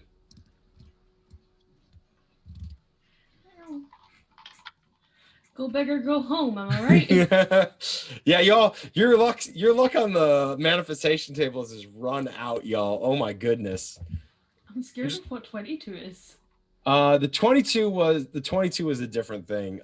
They were actually not positioned. That one is you have to keep casting spells for like constantly, but this one stops you from casting spells. So I'm going to say you've used up all your wind. There's no more purple wind in the region. The amber wind is sucking up all the magical oxygen, as it were, and the ice is disrupting the natural flow of the wind. God damn it. Oh well. So we'll talk, because after this, it technically lasts for 9 hours. There's a way you could undo this, but it may take you a moment. Moving on down to Mabe, as you see all of the undead collapse, you being a howlbear are quite aware of your surroundings. You see a flicker off to your side, and in a clever girl moment, you see one of the centaur Grendel barreling down on you, having taken a hiding position, waiting for you all to emerge, and is now nearly on top of you. I will give you a chance to act before it does. Radical. So I had thought the Howlbear was just like regular ass owlbear. No. Tom was kind enough to send me the stats, and party that might have hands, but I got wings. Mm-hmm. Not needing any Red Bull. What? We are not sponsored by Red Bull. We are not. Knowing this now, I want to meet the Centaur's charge, but I want to try to take it up into the air with me. Ooh. So I'm going to count this as a takedown. Cool. So roll me an athletics check. And this is a large creature. You are also a large creature currently, I believe. Yes? Yes. Okay, A then unit. it's a flat test. 37. 37? What are my bear stats? I'm assuming a 37 is good for a howl bear. Yeah. Let me really quickly check.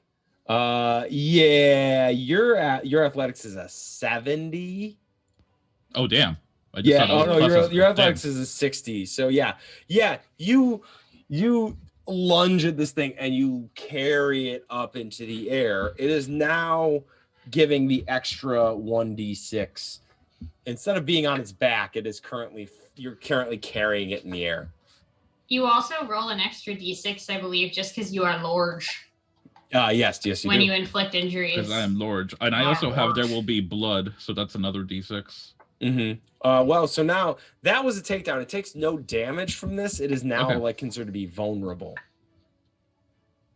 How much AP is the takedown? 1. So you moved and caught it. So you spend AP to move and AP to take it down. You have 1 AP left. Can I do an attack with that AP, or is that just for dodge? Absolutely. As I think back to my childhood, I would like to do that Charizard Giga Slam and just Black Knight him against the ground. Roll me that attack bonus using the beak and the talons and beak number on your howl bear. Talons and beak. You're looking for a 65. Oh yeah, we gotta roll the d10. That's a 47. A 47. So roll me a d6 and add 8 to it. And let me check what. Hold on. Do I roll an extra d6 for my There Will Be Blood? Yeah, you roll an extra d6 for There Will Be Blood. You actually roll 2 d6. You roll an extra d6 for There Will Be Blood. You roll an extra d6 for being large. You're rolling 3 d6 right now.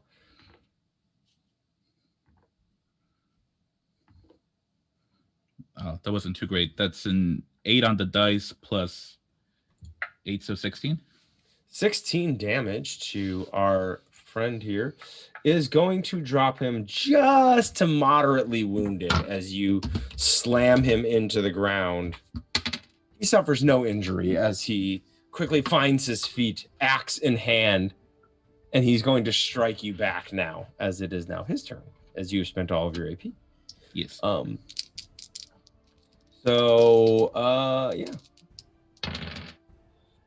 62 lands. So he is going to do 7. That is going to be 12 damage to Mabe. I don't think that beats your damage threshold. Let me see. I think it's an 11 on here. Was I supposed to have extra? I don't know if the metal spell worked to raise my damage threshold. You're currently it would add 1 is what we said it added last time. So it would move you to a 12. Okay. So then that still gets through. So you move down one slider. Are you at lightly or moderately?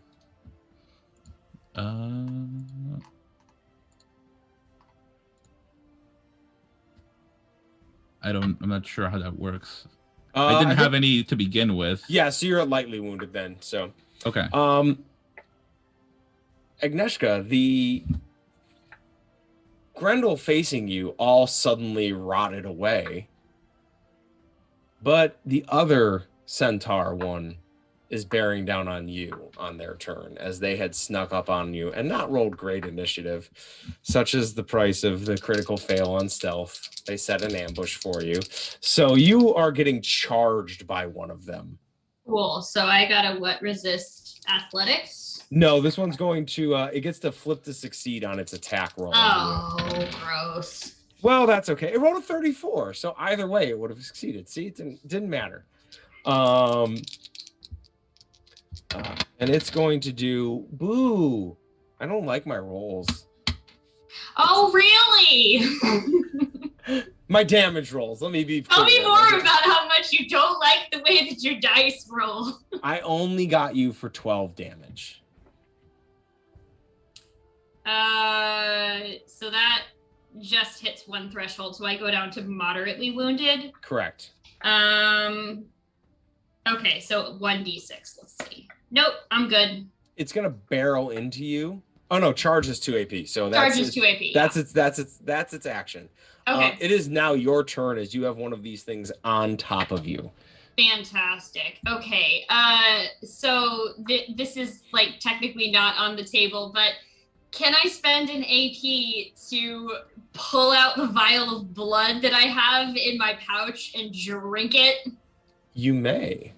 Cool. Okay. So I'm just going to pull out the vial of Zia's blood, do the whole like thing, spit the cork, and then down it. It tastes vile. I'm sure it does. And you feel an energy rush through you as your friend Zia had, through action of drinking goblin blood, and then through the actions of just generally leaning into their more violent and chaotic leanings, had been transforming into a goblin themselves. You feel a rage sweep over you, and for the remainder of this combat, you may invoke the trait of the berserker that Zia had taken as their second profession. Yay! So you may now go berserk. Go off. Hey, what does that allow off. me to do? Let me pull it up, but you're about to go off. Yeah. Faye, if you have it still somewhere, let me pull it up. Berserker. All right, Berserker straight. You have War Spasm. When you are seriously or grievously wounded, you will inflict 1d6 extra damage. Okay, As so you we're not work quite yourself- there yet. You work yourself up into a rage. You have Okay. 2 AP left and an enemy within reach.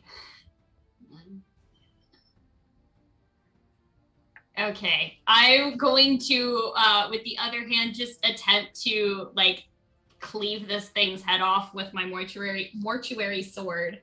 All right, roll that attack. roll. I better get this right because I need to roll under a 76. Which I did. I rolled a 5. Ooh, roll damage. Awesome. Let's see. I do have.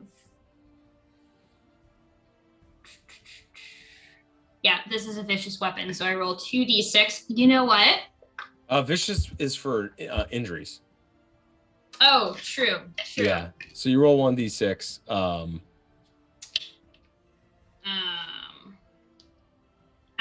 I'm gonna spend a fortune point to make that explode. Oh, did you roll it? Not yet. Roll it and then see, because you can do. It was just a 5. Okay, So, yeah, go ahead. yeah. I'm gonna Yeah. explode it 6. So a total of 10 plus combat bonus, 15 damage. 15 moves it to moderately wounded. All right, and it rolls 2d6. 2d6 because of my vicious sword. I rolled an injury. Yay! We love to see it. Do we? Do we? Well, I do. I know. That's right. Oh god, I can never find the injury table one. Oh, never mind. I have a GM screen for this. I was gonna say, do you have it? Because I have it here. I rolled a 57 on the moderate injury. Ooh, pulled muscle. Until fully recuperated, you must flip to fail all brawn-based skill tests. Ooh, I'm gonna say you cut through its abdomen and you slice into its abdominal muscles, and it is now clearly hampered and not moving as well. Okay. I would like to spend my last AP to spew a litany of hatred. Ooh, Go for it. So my fellowship bonus is 7 right now. So whichever, I guess, are these 7 still alive, traitorous, oath-breaking cows closest to me will hear just like ringing out throughout the place. Let's see if it succeeds first before I actually say what I'm gonna say. Oh, a 10. Awesome. So they hear just ringing out. The Twilight Court's justice has arrived to serve either your blood to the Earl King or your fealty to the Twilight Sisters. Which will it be? And they are now intimidated. So -1 damage and peril threshold for the rest of the combat. The 2 centaurs are taking -1 damage threshold and peril threshold moving forward. And the one also flipped to fail on all brawn-based skills, as it has a big old slice through its abdomen, which is not fun. All right, we are moving back to the top of the initiative order, as now taking the field is a much larger Grendel. As Mabe, you have the 1 centaur on you. You hear a bellowing howl as you see another very large Grendel, its eyes burning golden blue, paws the ground, lowers its head, and charges you. And it is going to make a mutated horns attack with its charge on Maeve. That is a fail, but I'm going to use my misfortune point to reroll that. That's a 7. So it's going to roll 2d6 on this charge bonus. Oop, that's an explosion. That's another explosion. Oh my god. That's 3 6s in a row. Okay, so Babe, what's your damage threshold? 12. 12 currently. I see. What's your max threshold currently? I guess I'm looking at Owlbear. Yeah. Sorry, Howlbear. Howlbear. What's the max, like, of those 3 numbers? What's the highest number you have? 25. So I got a 36. Ouch. This crosses into instantly dead territory.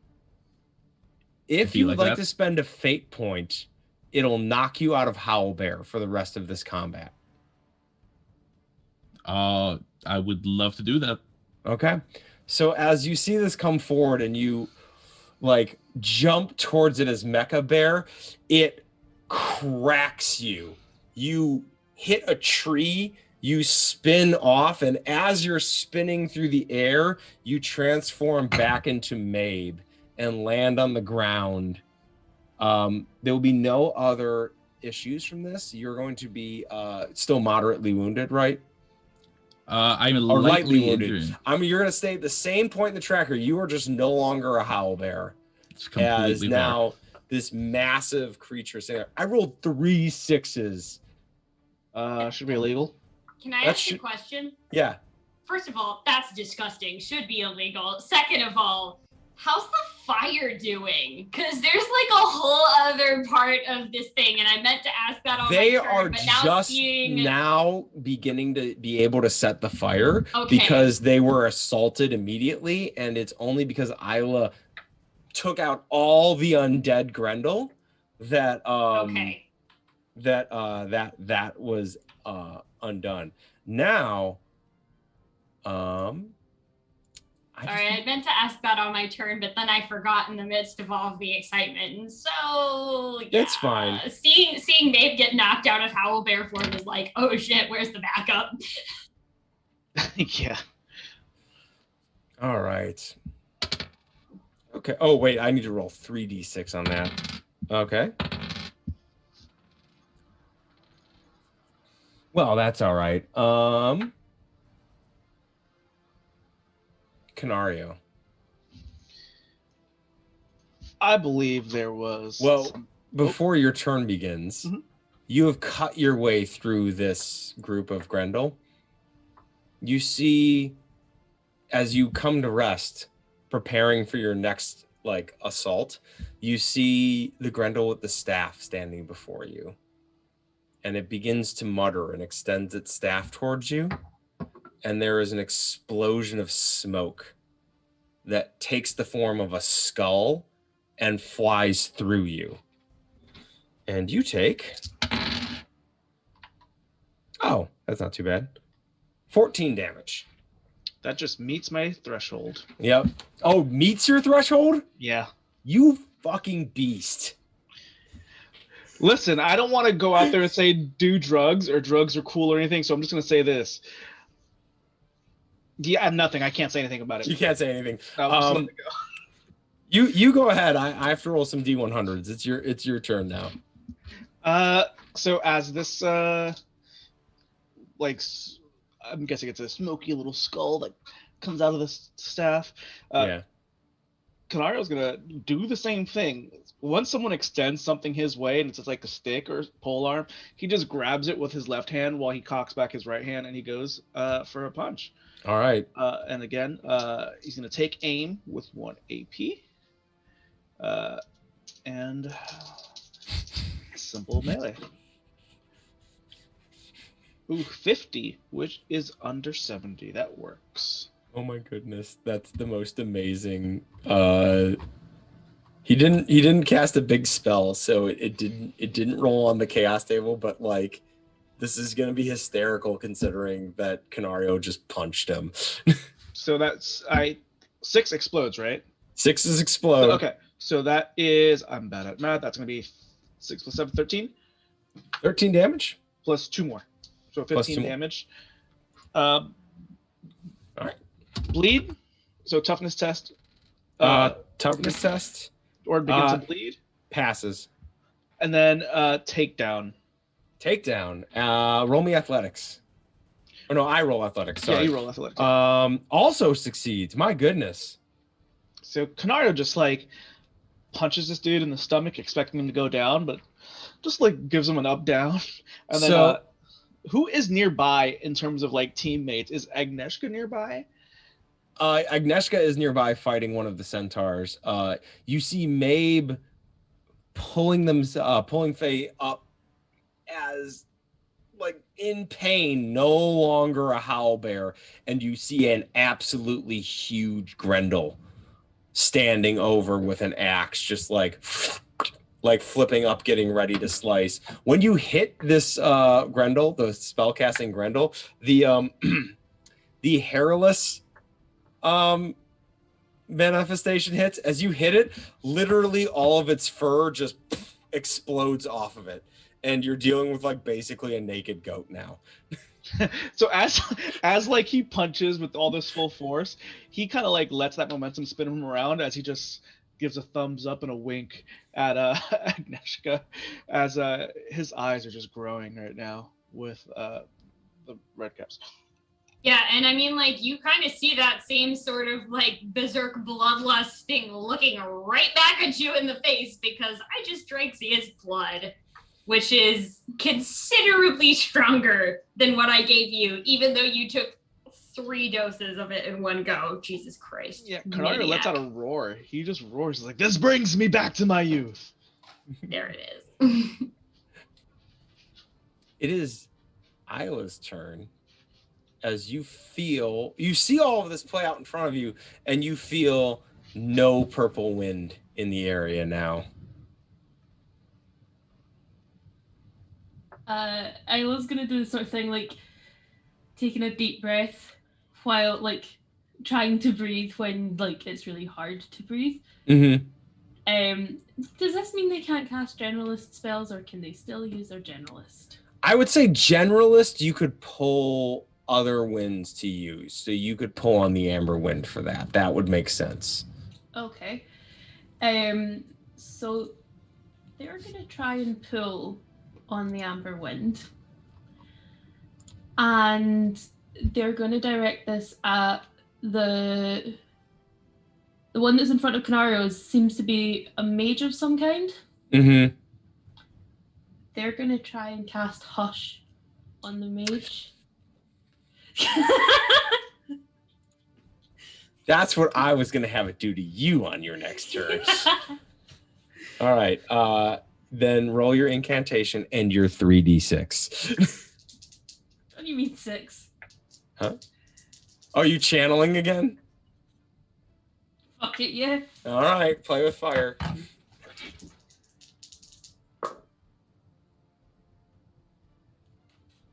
You rolled a 1. So what does Hush do on a critical success? They are unable to resist the magic. Oh, so now you see as its hair flies off and it has its it's struck in the solar plexus, okay, essentially, and it has that like moment, and it pulls in a breath, and you see it begin to like pull in breath to launch another incantation, and its mouth just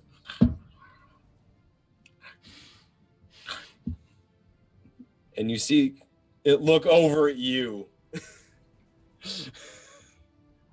as it can no longer speak or cast spells. Hey, fuck you. Oh shit. Okay.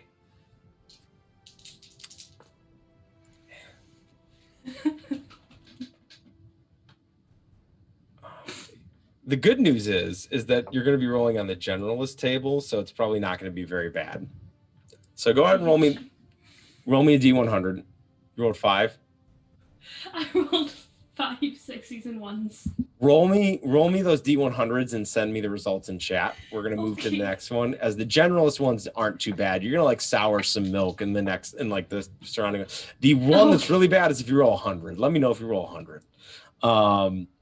Moving on down to Mabe. Mabe, you are no longer in form. There is a giant Grendel standing over you, and the centaur Grendel is also starting to bear down on you. I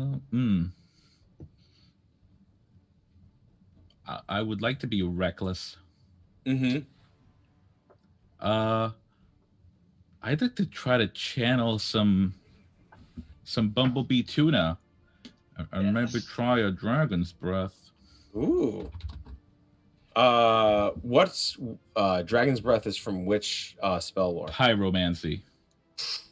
All right, this one's you're reaching for yet another wind. This is going to start moving into Bia territories of a -20 and extra D6s.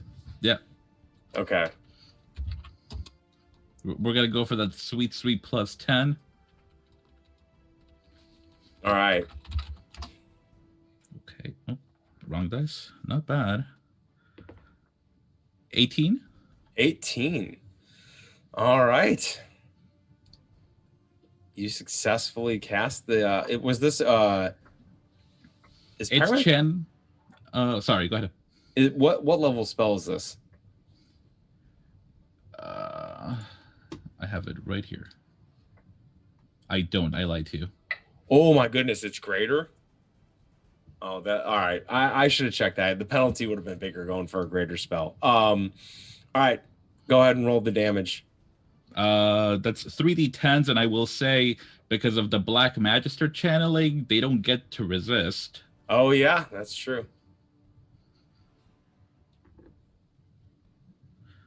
Okay. That is 19 on the dice.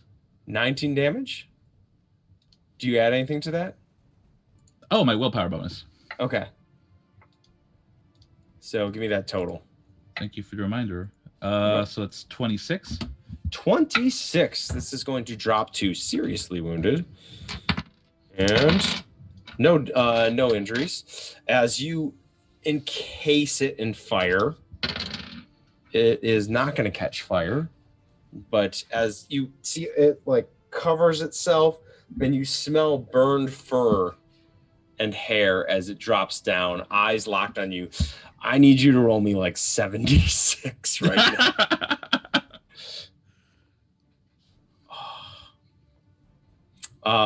And we're gonna drop down to we're gonna resolve some Agnieszka stuff here with Agnieszka. No sixes. No sixes? Somehow. Wow. All y'all just like channeling the winds of chaos over here, and I'm like, you can never run out of sword slots. So Sword Agnieszka, slots. the Grendel in front of you is going to try to attack you. Not on a charge now. It's going to hit, but you have the ability to parry if you would like, I believe. No, you're out of AP. I'm out of AP. Okay. I don't. No, that's it. There you go. All right. So 6, 8, 11.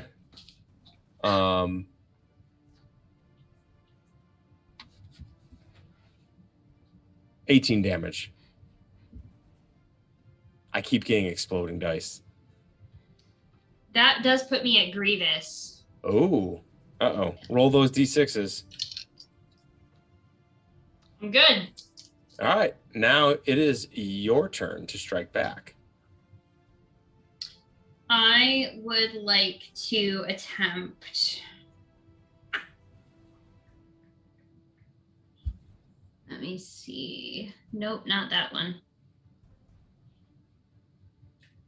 This is engaged with me, right? Yes, it is. Okay, so I can't do what I had originally wanted to. You could spend some AP to step back without, you could disengage.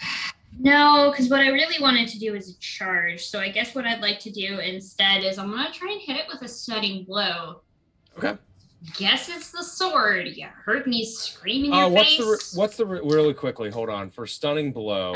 Resist resist toughness. It's Why don't you athletic roll- speed toughness. Roll me the athletics test. Okay. Yeah. I'd like to use a fortune point to reroll that, please. All right, reroll. There we go. 8. 8. All right, it is the stunning blow lands. Cool. So what would you like to do now? So now I would like to try and slash at it again with my sword. So I'll say basically what I did for the stunning blow is, right, I had slashed down on the abdomen or whatever. I would like to have essentially then done like an uppercut with the offhand and punched it right where I sliced it open to stun it because ow. Oh. Yes, we're going there. And then I would like to try and just kill it dead. Because roll an attack with a +10. you had your chance, so that's a big old success. That's a 6. Ooh, so roll your damage. Okay, so d6 plus. Oh, wait a second. Oh no, that just affects AP.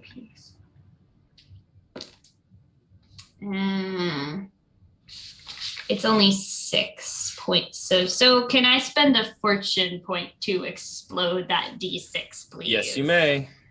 That's another 6, so 12. Plus 5 is 17.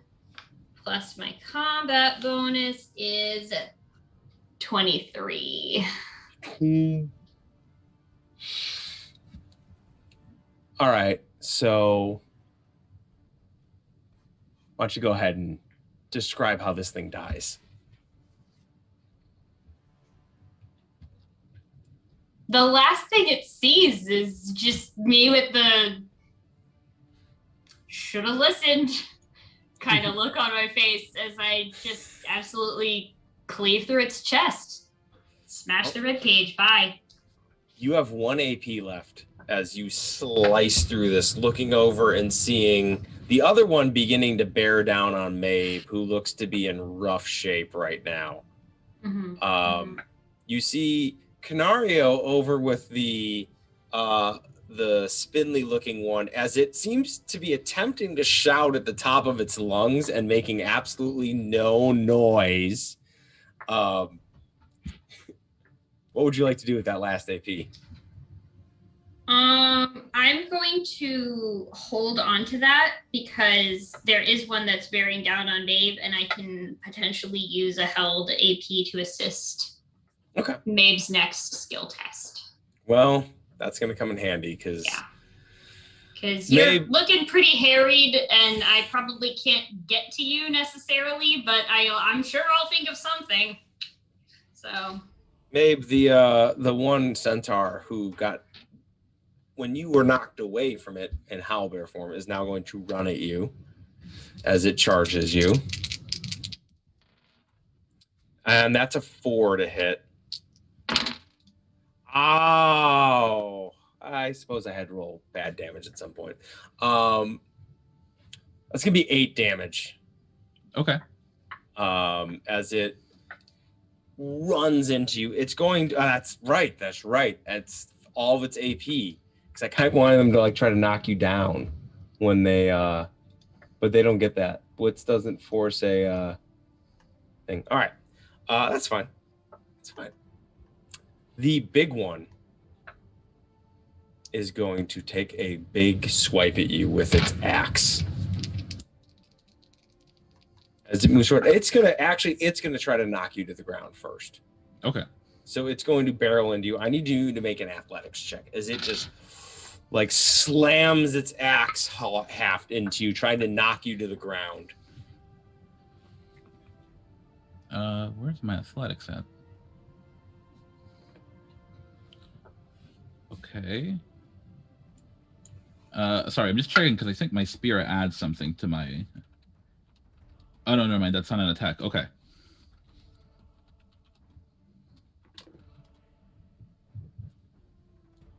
That's 96. 96. Yeah, you are knocked flat as it slams it into you and then immediately brings the axe down for a hit. It is going to... It's only going to do 2. It's only doing 2D. Oh, no, it does an extra D6 because you're prone. So it's going to do 3D6. Though the spear that you're currently wielding means that I can't add combat bonus, correct? Oh, yeah. It does do the thing. All right, that is that's 12 damage. In squishy form, my damage threshold is 2. Oh no. So how many levels did that beat? I guess, is that 6? So you need to double check my math. So we next to your damage threshold, there's the big number and then there are the little numbers. What's the biggest number that you have in damage threshold? 20. Okay, so it didn't beat that. So then I didn't beat 14 either. So you go down 2 levels. So what are you at currently? Seriously wounded. Seriously wounded.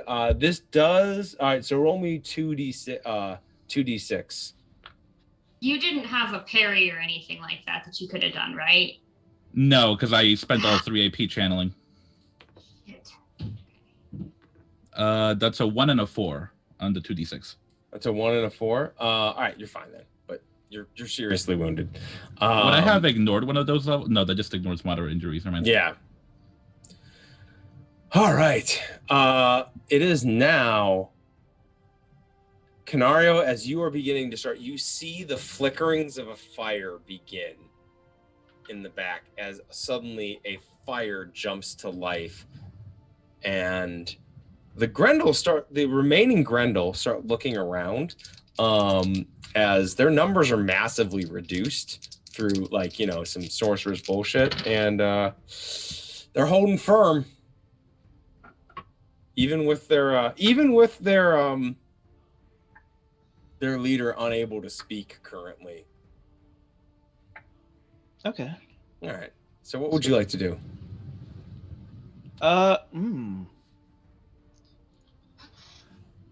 Stunning blow seems interesting. Or I can rinse and repeat. Yeah, let's put him through the wash. Let's rinse and repeat. Let's go with the take aim, and then it's gonna go in for a simple melee. All right. Are you doing it to the leader who can't speak? Yes. Okay. As he's just sitting there being like, So yeah, that's gonna be with take. I'm doing a 1 AP take aim, so that's plus 10. Ooh, 69. Nice. nice. Does that hit? That does hit. Nice. Literally just by Extra nice. 1. And then again, that's gonna be bleed and a takedown. Roll dice. 12 damage. 12 damage. All right, he is dropping to grievously wounded. Canario punches him with his knuckle duster of the martyr right in the throat. He figures, hey, he can't talk, so. And then roll me athletics. You roll athletics. Oh, right, because it's forces resist. It forces resist, yeah. I rolled an 80, so he just like drops to his knees. He looks up to you and he tries to say something, as he's just like, you can't hear him. Yeah. And then I'm gonna save my last AP. Yes. Okay. You're gonna save your last AP? I mean, I can't attack again. No, you can't. Yeah, I don't know what else I could use it for besides just like. You could use a parrying. perilous stunt to chokehold him. Oh, you know what? Yes, I can because I have talents for that. Yeah. So yeah, sure. Okay, I'll chokehold. I didn't realize that didn't count as attack. Which No, it's a perilous stunt. It's a separate thing. different So separate thing. Gotcha. Yeah. I'm gonna say because he's prone and because of everything you're getting a plus 20 to this check. So roll me athletics. Is this your way of just getting me into BJJ? I mean, like, I don't think it's gonna be anything quite that sophisticated. I think you're just like, but however you want to do it. And that was a plus 20. Yeah. It just makes it again. It's at 81. All right. How do you apply it? And you have Strangler's Union? No Stranglers Union. He has Clinch Fighter, so it penalizes a foe's ability to resist chokehold by 10. Then it deals an additional 1d10 to determine how much physical peril you inflict. Okay. So go ahead and roll. So roll 2d10. 8 and 8 again.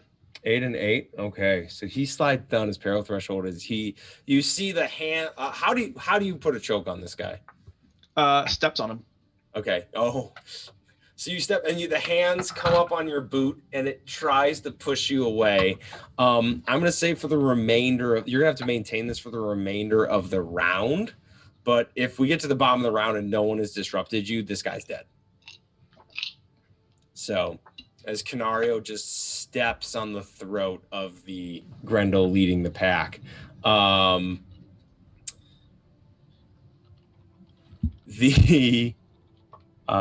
It is now Isla's turn.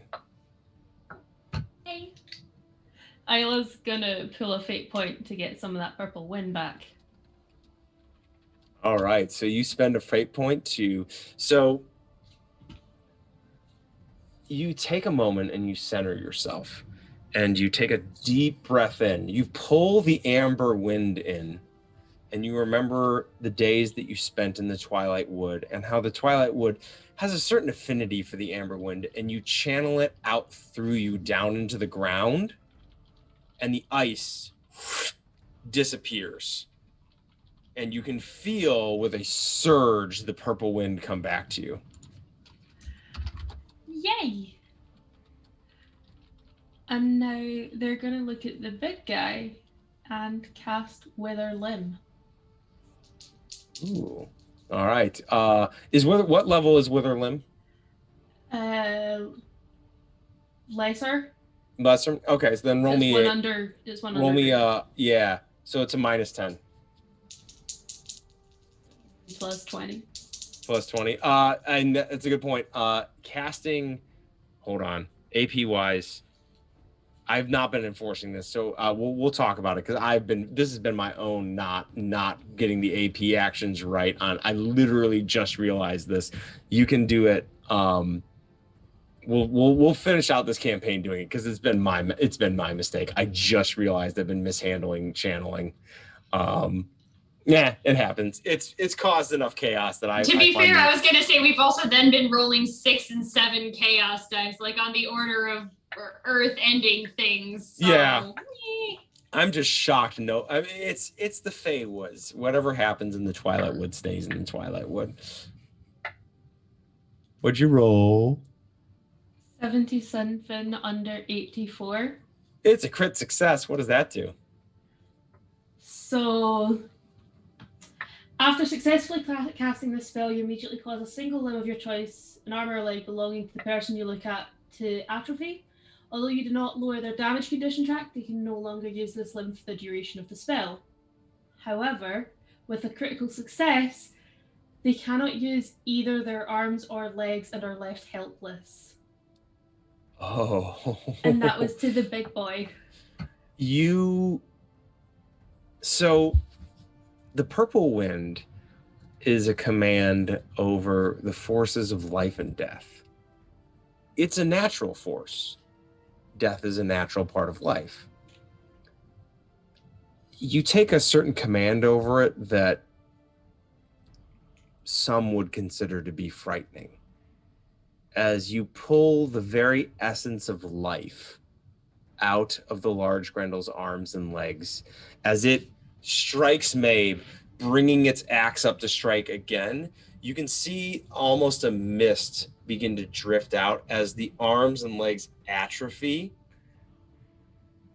And the axe takes it over backwards as it loses the ability to keep upright. And it tumbles back onto its back, completely helpless, looking around, beginning to panic. And with that, flipping to fail,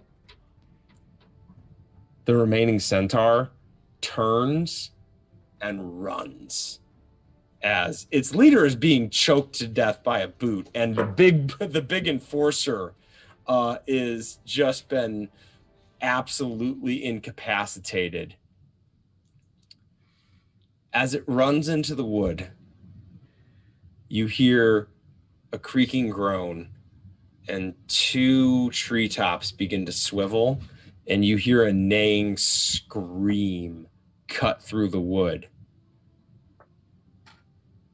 And the grove falls silent. Holy shit, you guys lived. For all your lucky rolls. Unbelievable. How many chaos die is it for that one? Huh? Is it just 3 chaos die for that one? Yeah, you channel 3 times. That's just a regular roll 3, and it's a lesser, so you won't potentially instantly die unless you roll really bad. I only rolled a single one. Okay, so roll a D100. Yay. 49. 49.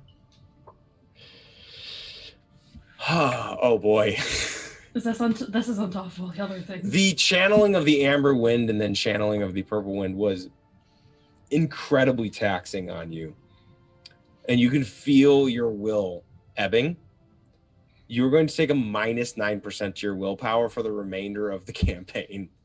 Okay.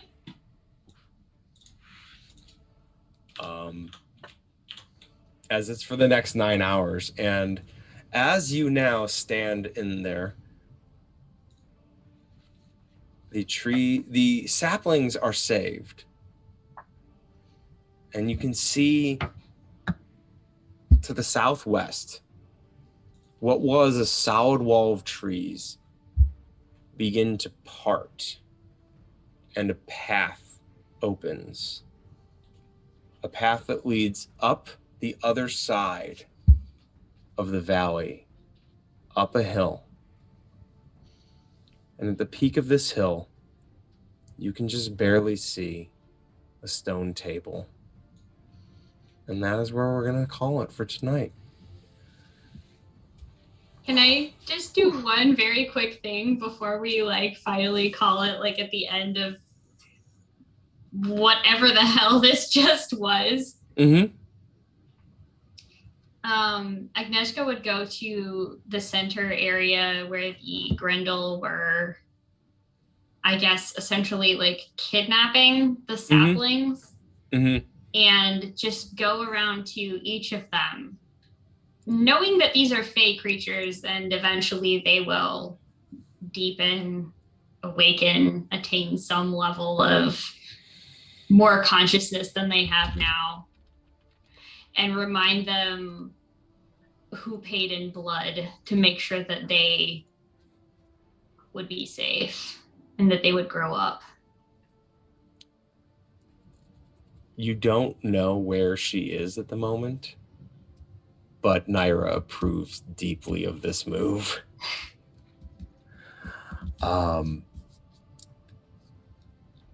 We'll end with Agnieszka reminding the next generation of tree folk precisely the debt they owe the Twilight Court and the Twilight Champion.